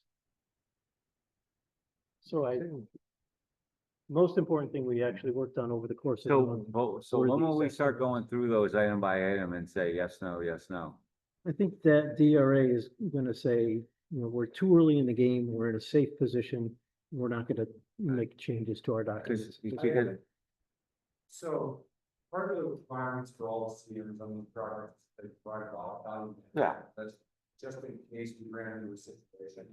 I think when we get down to it, the main thing to consider on this is probably four alternates that we've set, Greenville and Stanton. You know, unless something crazy happens with the pricing between now and the CD set, we're probably in pretty much shape where we won't need to necessarily accept any of the value engineering that they propose. Now, the other thing to understand is that when we went through the value engineering of Greenville and Stanton, all those changes that were actually accepted were already reflected in these drawings. So the task to try and come up with a new list was challenging. I mean, in fact, everyone looked like I had 6 heads when I asked for it. Because, you know, we can't take anything more out. So when I first looked at the estimates, I wanted to have that presented so that you'd be able to see it. But then when you look at the actual list, there's not really that many solutions that are really, like, if you go through even the list that they have, reduce square footage building, that's what that, you know, we're not gonna do. Right. You know, and some of the options on there are kind of, you know, they were tasked with a tough task to try and come up with more value engineering because Jim and his team had already stripped the job of basically what Greenville and Stanton were anyway. So there's really not much more that you could take. Okay, that's fair enough. But you know, but you know, it catches my attention when I see stuff like, you know, we gotta delete on the granite curb, and then you also have a delete for the concrete wheel stops. You can't do both, right? You know? Yeah, yeah. And none of those value engineering solutions are incorporated into the estimate at all, so the estimate you're seeing is without any of those recommendations you have. So you can see for 2 million under one and 1.1 on the other, but you know, going into this estimate where we were going into it, you know, was part of the reason. Yeah. I appreciate Mike saying that. We did look at him a little sideways. We were asked to try to find money on a project that is in a healthy financial state. Yeah, but in this environment, you never know. Yeah. With tariffs and whatnot, That's if right. or when they may come in, That's right. which could screw the whole project And it's, big time. and that was my words as well, is plus a fresh set of eyes. You know, and our estimating team coming up with new ideas just to draw attention to specifics on that we see that are not typical. So the UNCUS estimate is laid out the same way. At some point, though, there may be some value added. We're gonna go back and look at it. When we get to, well, first we're gonna share. Not today. Not today, but no, actually, our next step is with DRA, in which they will say, you know, we're not doing that, and we don't feel that these are any necessary. Actually, I think at this point in time, the CD set should move forward as it is, because you are in a healthy financial situation, and we can revisit value engineering as needed at the CD stage. But the list is out there for you to see and contemplate. You know, that's really the benefit of providing it at this stage. I mean, if we. We know see- it's there. See the commodities market, steel is going up 20%. I would actually just come from the perspective, they spent the time to go through this. Right. If there's something of value, we should take. So understand going in that 80% of them just taking a quick right, look through here would probably be a discussion. There's money to be made somewhere. That's right. Okay, so- Dollar saved. But there's a definite balance here, right? So I said earlier that, you know, we're aside from all of the contingencies that are built into the individual projects, right? We still got 6.8 overall contingency million, right? Okay. Now, as I said, right, you know, we're not gonna spend that money unless we absolutely have to, or we have a really compelling reason to spend some of that money, right? But at the same time, we still need to deliver the school buildings that we promised the community that they were gonna get, right? You know, and so we gotta be careful about over value engineering stuff, and that's gonna cost us money in the long run, because once these projects are closed out and the state says, okay, you're done, here's your money, everybody's good, you know, close the books. We still have to maintain these buildings for a solid 40 to 50 years. And if we cheap out now, those expenses, which will be borne by the budget in this city, year after year after year, right, will be expensive. And they'll be non-reimbursable because, you know, the project, as far as state's concerned, the project's over. Right, so we gotta be careful about, just about cheaping out on things that we shouldn't, right? Things, especially things that stretch the longevity of these buildings. I agree with every word you said. Except No, not except. the first, the last, and everything in between. No, No. every word you said, every single word. All I'm saying is that they took the time, tested the effort to go identify some issues. And if there are some issues that are worth bringing to the committee. Shoot the thing. Well, Yeah. Is There'll be a time for There easy picking there. there'll be time for that. I mean, we did it for the other projects. We'll be looking at it for here. All right, All right, so UNCUS is up on the screen. Again, you get to the summary. Layout is the same, format is the same. Bottom line, 131,000 different than what Mike's carrying, I wanted to just touch on, we were comparing numbers to budget values that we had seen in previous reports from CGA. It's Mike's overall or overarching budgets that carry forward for you, really tell you where you are on a project by project basis. So the 131,000 represents a change in construction cost for us. But Mike's budget is the comparison to where I believe we are relative to grant authorizations. And so although there was a swing from SD to DD on each project, the value that you have compared to where you are with overall state funding represents those $1.6 million number, $1.3 million number on each project. So just to talk about that, I think so everyone remembers, when we came to the SDS, going by TRA and the rest of the, so they had all the account for it, so that was one part of the estimate.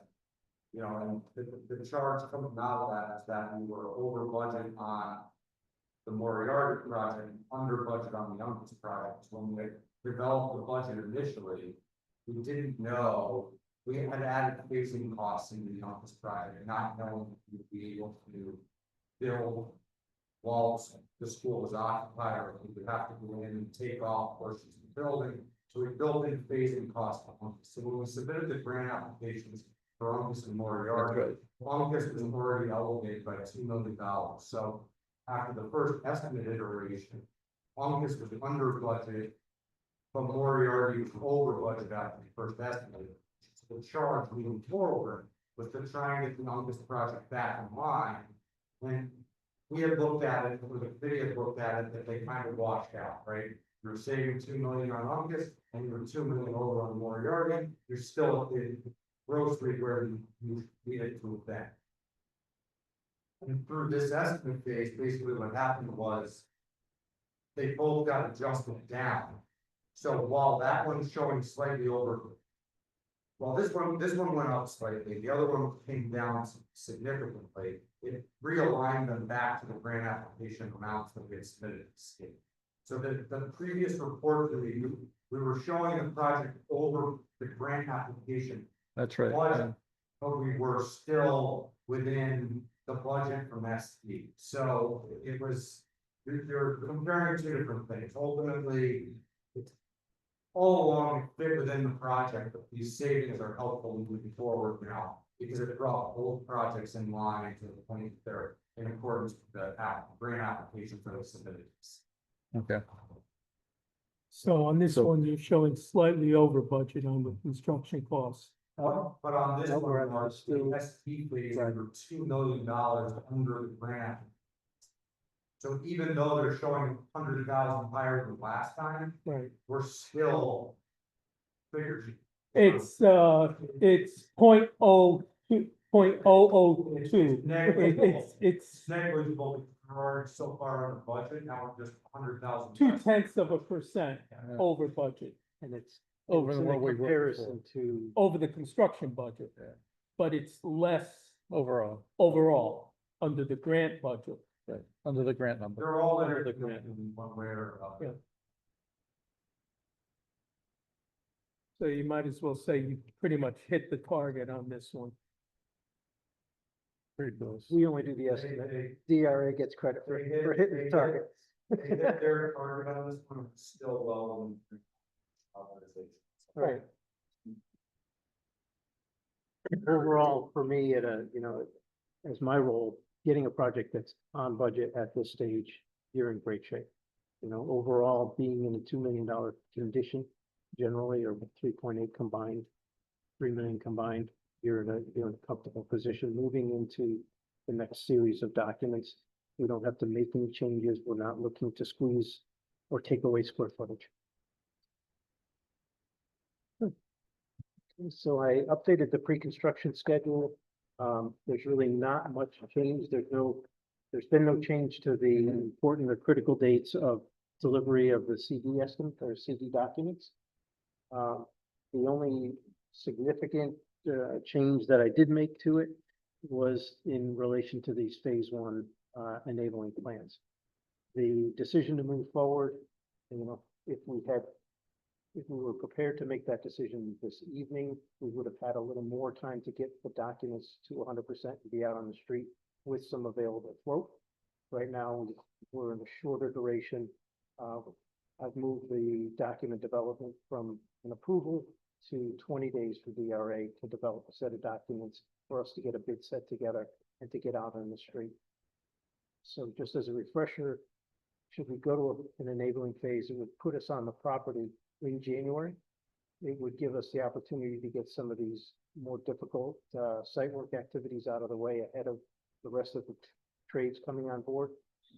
That's primarily important on the Uncas site, but there is some value at Moriarty.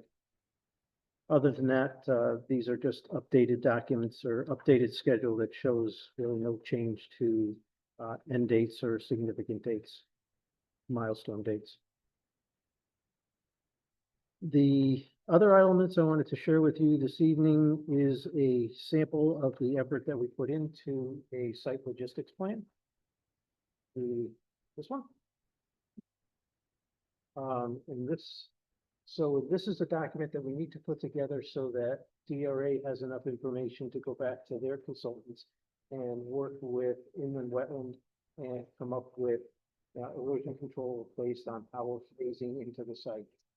So the first 2 pages represents the various, I'll call them sequences of work for the site work contractor. It's helpful for me as I'm developing the bid document that's going to drive the site contracts contract, obligations and language, and defines the work, you know, for them in that, in that regard. So we have, as I identify, a phase 1, that's the enabling phase. A little bit too much detail, maybe I'm top. I can show in the plan what each of these little things means, but you know, I'm defining the scopes of work that the phase 1 contract will hold. In sequence 2, or in phase 2, sequence 2A, I have a time frame of when we hit the site to when school gets out. In sequence 2B, it's the summer break of 2026, where we have an opportunity to capture the incoming utilities on the Uncas property. We're able to bring water down through the driveway, bring power up to the building. Like they're doing now at Stanton. Like they're doing now at Stanton. Like they're doing now at Stanton, taking advantage of when the student population is out of the building. Then I have a phase 2C, which is generally the build of the building. And then I have a 2D and a 2E, which represent the 2 end games where we're abating and demolishing. We have a small scope of work that we accomplish over the summer that you're moving in and getting ready for that student population to arrive to the site in August 2027. And then the 2F, when we abate the balance of the building and build out your parking lots and do landscaping to finish it off. So it's a narrative. It's helping our estimators understand the scope of work and what the cost to carry for those scopes of work for the site work package. And then a series of drawings. So the next page is a clearing limit line. This is a couple of pages to help the phase 1 contractor or that early enabling contractor know that this is where he's going to put up fence and this is where he's going to clear trees. So your Uncas property is the challenging property. You know, primary driveway coming in on the south side of the site, a lot of elevation change here between what's existing and what needs to be put in place. I do show the access path to get to the lower portion of the site. This would be where the detention system exists or will exist. So that's part of our work. And then the other pieces of work on the next slide or the next page. And a lot of detail. I'm using this as a tool for understanding scope of work, as well as our estimators, as well as building the building in my own mind. I define types of fencing. So when I described all of the storm work up against the back property line, there's a storm pickup. These items enter into the detention basin. This retainage system, again, to get that into the ground, this allows for a laydown area, an area for parking, an area for contracted equipment. And it defines where the fence is going to exist for this period of time. I do have another slide that I didn't bring with me that defines where the impact of the parking. As you can't really see here, but this is where the bulb is. At Uncas, where the buses drop off. You'd have to take a portion of that, add some stalls here, add some stalls here, so that the parking count at Uncas during the course of construction doesn't change. You know, having been to the site on 2 occasions to watch the parent drop off, pick up in bus loops, and understanding what needs to happen in order to have a minimal impact as possible. And then again, this is the grading change that needs to happen there. So that would be all of the initial mobilization phase ahead of the April, true start. Work that can happen in the winter conditions as long as it's not too cold. We get to a frozen ground condition, we're gonna have a little bit too much trouble with frozen earth in the retained area. But just an example of what we do for site logistics, how we put the project together and define that scope of work. I will go forward with a 2A. Again, I'm identifying little things that happen around the project during the different phase where people park, where people put their comics boxes, where people put their parking, field offices. This is the initial mobilization from April to June when students let out. In the next sequence is that summer scope of work. So I'll define for the summer phase. Go on the next page. That this is, we're gonna, in the 2B phase in the summertime, we're gonna be putting in the utilities along this driveway. So this fence is gonna move out. We're putting in these utilities to bring them up to the back of the property. We're bringing in temporary power here. Contractor laydown at the top of the hill. Just little things to move the project along.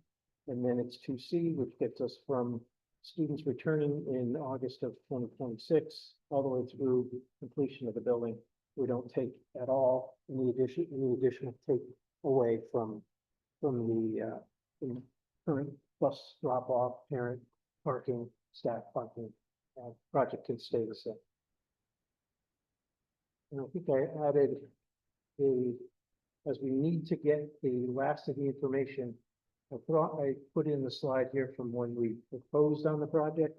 In our early look at the job, we said, okay, maybe we're going to be parking on top of that retaining system with staff parking. Maybe we're going to be building a bus route through here. Maybe parents are going to be dropping off in this location. That needs to be solidified based on the number of buses and the number of cars. Right now, there's only, there's literally 3 buses that drop off at that Uncas. It doesn't require a lot, but I don't know how many you need later. It's based on somebody projecting that information out to us so that, again, we can phase out those last 2 sequences of work. So wanted to just provide that as an understanding of what we're doing behind the scenes. Next is my Moriarty slide. So what I included in the packet is what's known as a cut to fill map. So our estimators are taking permanent ground improvements, comparing them to existing grade elevations. And as you look at the Moriarty site, we're contemplating now how we're going to resolve the fills. So as if we're looking at Canterbury and we're looking at these darker blue areas, that's a fill of 8 feet, 0.76, or almost 8.5, 8.75 feet of fill. And what I'm analyzing with the help of DRA and their geotechnical engineer, right now they want to surcharge, or they want to place the fill in those areas and let that fill compact over time. And time is my enemy. I'm going to build your building on time. And so how do I mitigate that? How do I approach that problem in a different way to get to the resolution? We're in the middle of that. I've gone through with a big team. Pick some of the Greenville rock. there's a fair amount of very important fill here, right? What's going to happen when you're loading, what they're talking about doing is loading, so exposing the grade. First, you got to get rid of material that's not good, topsoil, subsoils, get down to the layer that is till, that is earth and gravel that's been there for millennia.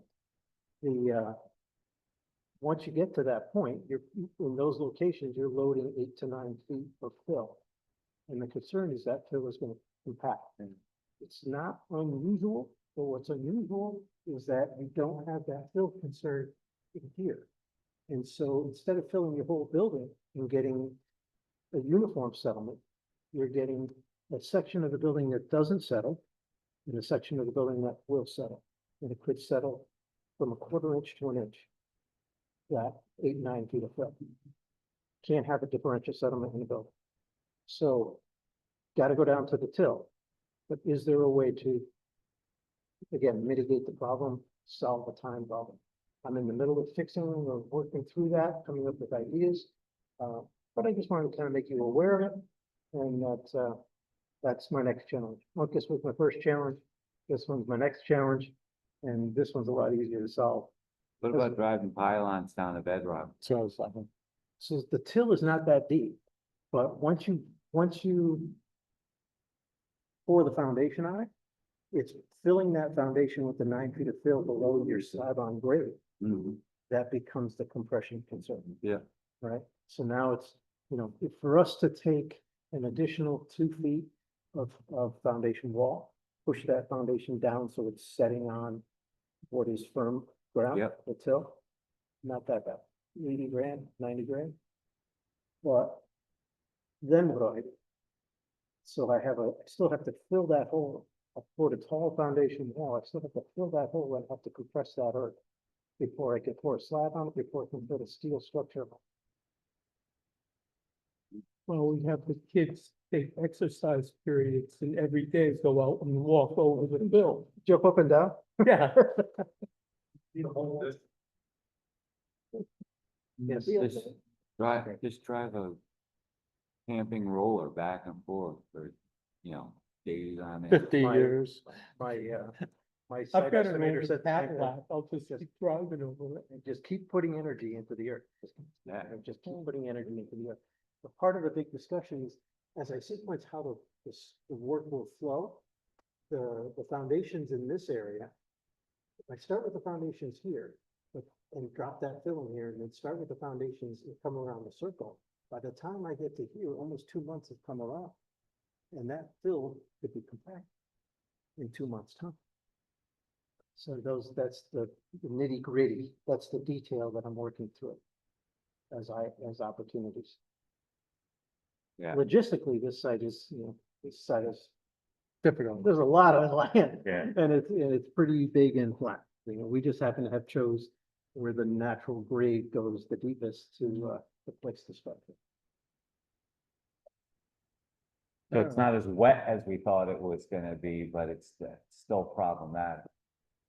That part of the site. You raised it up 9 feet, Right. and it reduces your wet. You put the building somewhere else. But no, overall, that's not the worst problem. Certainly not. I think having the estimates come in, initially in our first pass, we were a little higher before we start the reconciliation process. And then after discussion and finding a few mistakes in the takeoff that was done, finding the numbers landing where they did, that was the best part of the month.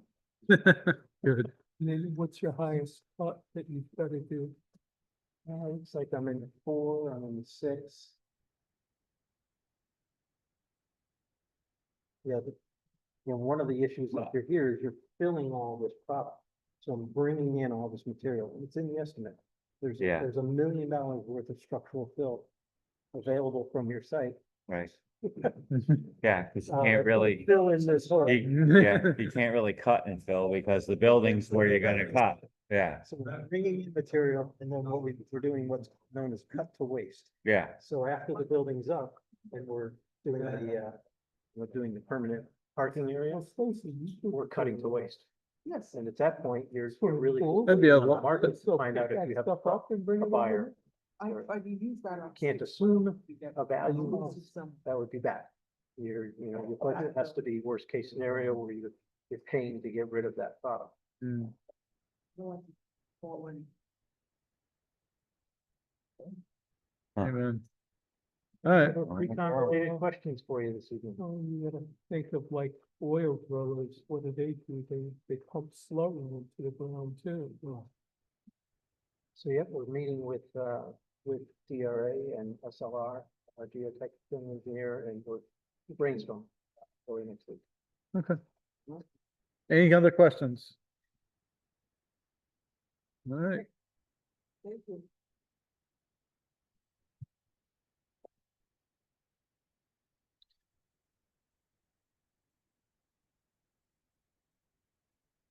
All right, I think, consent agenda, I think is next, right? Yes. Make a motion to approve the consent agenda. Motion by Mark Kulos, Second. second by Stacy Greer. Anyone have any, questions or issues with it? Yeah, I know, I'm looking at just my damn agenda, it's because my agenda's buried on the bottom. All right, hearing none, no, I got, there's a couple over here. Just gotta dig them out from the rest of the paperwork. Hearing none, I'll start with Cindy, who's online. Yes. Yes, Markulos, Yes. Greg, Yes. Stacy, Yes. Peter. Yes. Bill, Yes. Joe, myself, yes. Was that 8? 8 or 9? What's that? We got 1, 2, 3, We 8-0. we have 7 here and. Right, and Cindy. So we're missing Christine and who else? Sheila. Sheila, Sheila. that's it. Okay. That is done. I'm gonna have to sign my life away after the meeting. Item 6. Discussion and possible actions on items impacting projects cost. Mike? You can bring up my little thing on the deliverer of this. With the last page of my report. You should be able to get through this relatively quick. A lot of the items that are in here have already been presented to the committee. They're I lost mostly something. formalities as to approving the alternates that were previously accepted at our last building committee meeting for both projects. Hang on 1 second. Okay.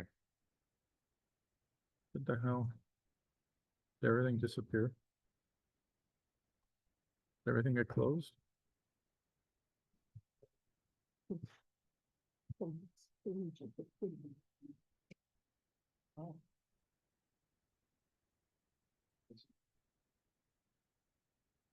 Okay, no, it's still there. All right. All right, let's, okay, they're there.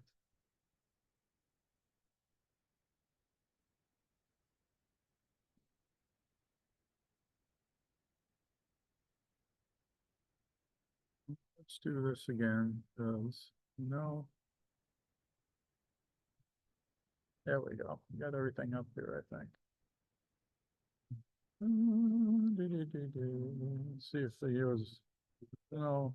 That was like all of them. Yeah, all the other stuff. Yeah, I got it, don't worry. We got time. So the last page of the packet that we provided has an overall PCO log for the phase 1 projects.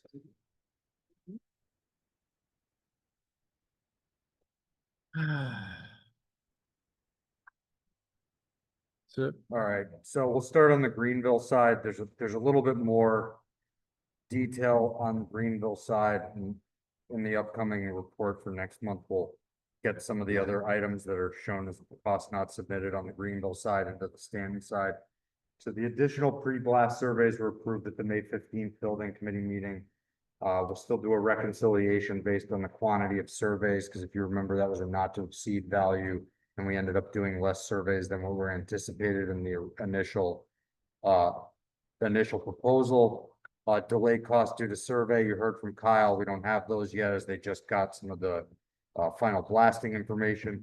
The playground removal cost was void, because we didn't do that ultimately. The subcommittee voted not to salvage the playground.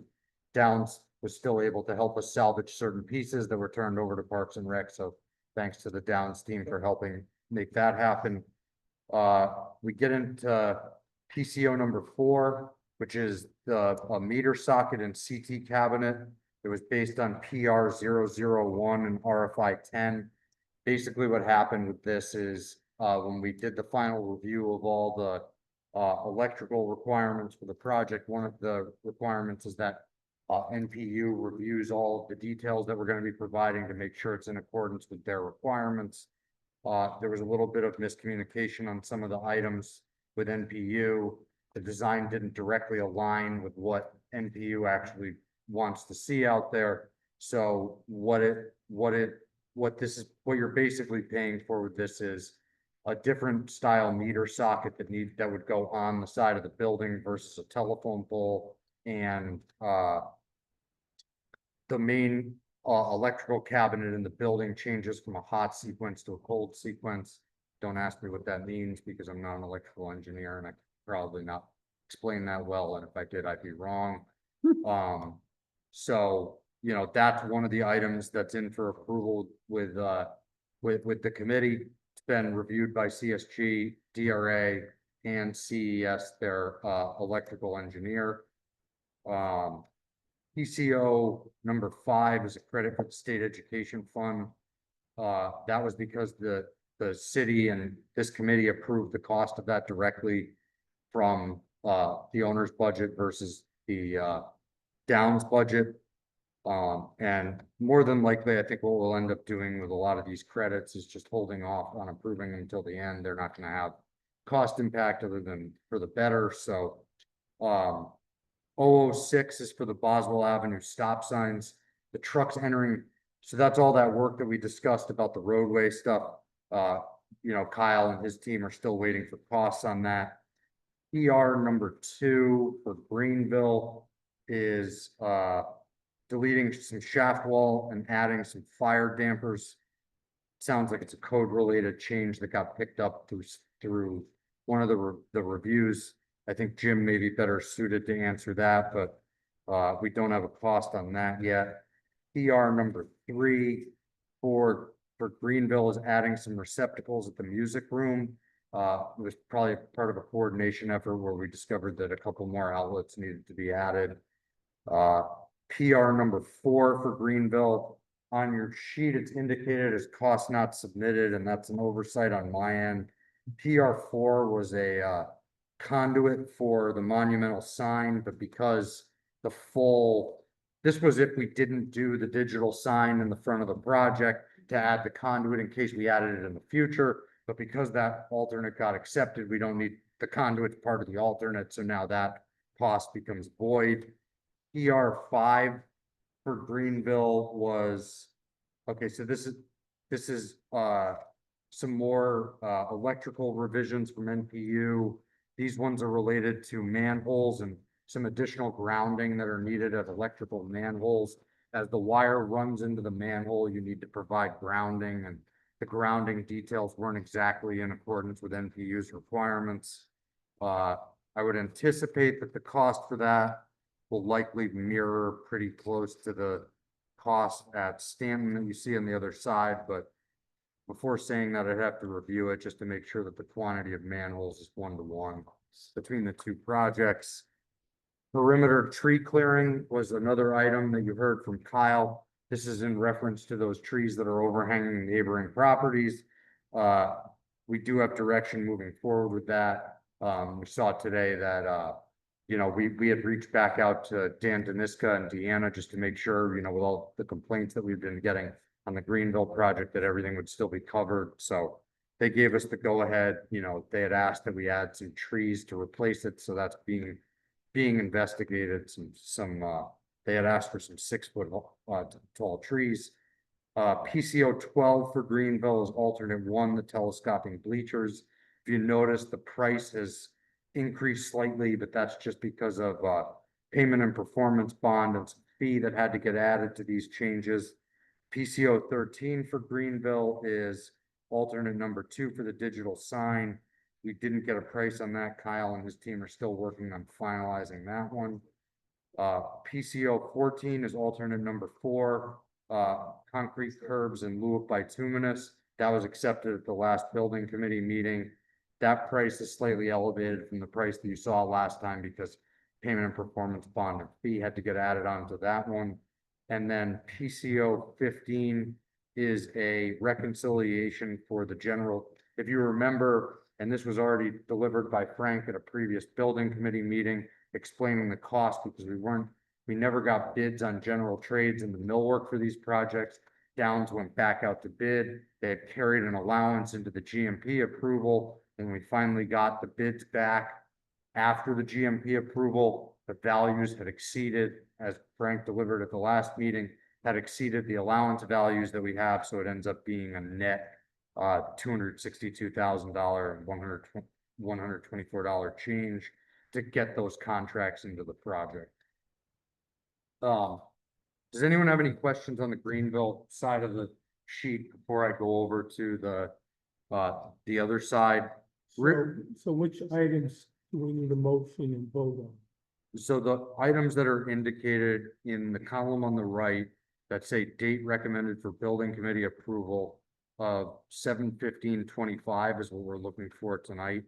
So Realistic 4, 12, 14, and 15.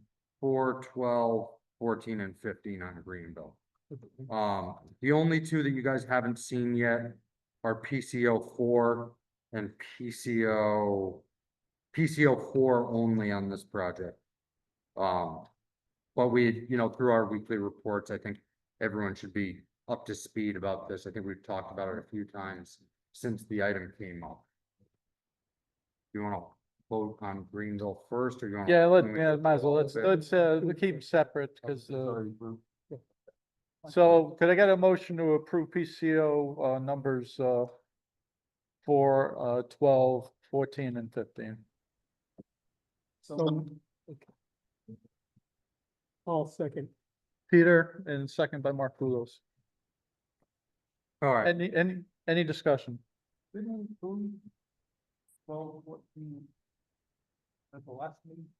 we do? You approved them, but because they were outside of Downs guaranteed maximum price, because they weren't approved at the time of the GMP approval. Oh, it's true. All that we approved was the roof screening at the time, because we needed to approve the roof screening in order to finalize the steel contracts for both projects, because if you remember, the alternate pricing on the roof screening would have changed the low bidder on the steel. So we approved them at that time to keep everything moving. But you are right. I guess I could have shown the value that was proposed as part of the GMP for the alternate value for the digital sign, but I didn't include that value, but there may be a little bit of movement in there on the digital sign. Kyle, on that, were you missing concrete and steel on yours as well, or was it? Okay. Okay, all right. So, those values are being looked at. The concrete and steel, since we didn't get an alternate bid on those, we're reviewing those costs because they're truly extra costs now. What's the sign for? It's the monumental digital sign in the front that you can put the messages up on and stuff. We don't know. Oh, Well, we had a number for the sign. I have one for Stanton, Okay. yeah. In hindsight, I think we probably, not here nor there. We're not voting on Yeah, that right now. let's I can get you guys a price. I think it's in some of the other. It is, meeting packet. yeah. Over onto the Stanton. No, we're in the middle of a motion. Oh, I'm Yeah, sorry. yeah. Any other questions on the motion? Here and none. Cindy, Yes. Mark, Yes. Greg? Yes. Stacy, Yes. Peter? Bill? Yes. Joe? Yeah, he said that. Me, yes. 8-0. All right, so moving over to the Stanton project switchboard metering revisions. Same price because it's generally the same, well, it is the same work that needs to be done to the Greenville electrical design to bring it in line. PCO number 2, alternate number 1 for the telescoping bleachers. PCO 3, alternate number 2 for the digital sign. On this And one, we have a number. what? We have a number for Stan. We had a we had a number for Stanton. The number for Stanton was excluding the concrete and steel. The concrete, we received a price, but we're still reviewing the price because it was never bid on by the concrete subcontractor. So now that it's an extra cost, we just want to make sure everyone gets their eyes on that. And steel, alternate number 3, tennis court fencing upgrades. That's the mesh and the lower and upper mid-span bars that go on the fence. That was 39,168. PCO 5, alternate number 4, concrete curb in lieu of bituminous curb. PCO number 6, this is gonna be a new one for Stanton. This is, well, I discussed it on Greenville, but we don't have it yet. It's added manhole grounding rings. And it's part of one of the PR requests, $2,255 for that one. These were the changes to the grounding at the manholes for NBU. 007 is gonna be the credit for the state education fund, again in review. 008 is the general trades difference in the bid amount. $28,000 more. This was in excess of the allowance. And then 009, still in review, is the value that was under the allowance amount for the millwork. So when the millwork bid on Stanton, the value came in less than what the allowance that we were carrying at GMP time, so that's credit on that. Good. Could you explain 3? Did you skip over that? 3 of the digital sign. Okay. And it doesn't include concrete and steel, so there will be a forthcoming adjustment when we get the value for the concrete and steel. Once it's fully vetted, that'll still need to be expended as a PCO to pay for this as a complete package. It's just the sign is 191,000. Without the concrete and the steel. Cause that's a That's what we two-way, can expect two-sided. For alternate number 2, on the other side. No, that's only a You can one-sided. expect- The one, Greenville's a one-sided. Because it's not on New London Turnpike, it's Okay. spreads out It should- both directions. What I would say that you can expect on the Stanton side is probably another 25,000, somewhere around there, potentially for steel and concrete, the concrete base. Again, once we get pricing on that, it'll be submitted to the committee for review. So the 190 figure includes the conduit and the electrical hookup. The 190 figure includes the conduit, the sign, the two-sided sign, Right, the masonry that's gonna go on the concrete that's not included, and the conduit, the wire, and all the controls to run out to run the sign. okay. What's the warranty on the sign? 1 year? On here. It's at least 18 months because Downs requires an 18-month warranty for all their subs. Yeah. So we would have at least 18 months on the sign. If there's a manufacturer warranty that exceeds the 18 months, the physical parts may be warranted longer. I would have to check the spec and the actual material to know what it is. They're just inherently breaking down. Yeah. All of that. Okay, I make a motion to approve the PCOs for Stanton School numbers 1 through 6 and number 8. Is there a second? I'll second it. Second by Stacy. Any discussion?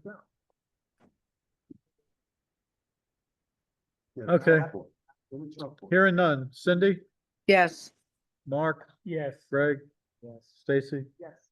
Peter, Bill, Joe, myself, yes, 8-0. Okay.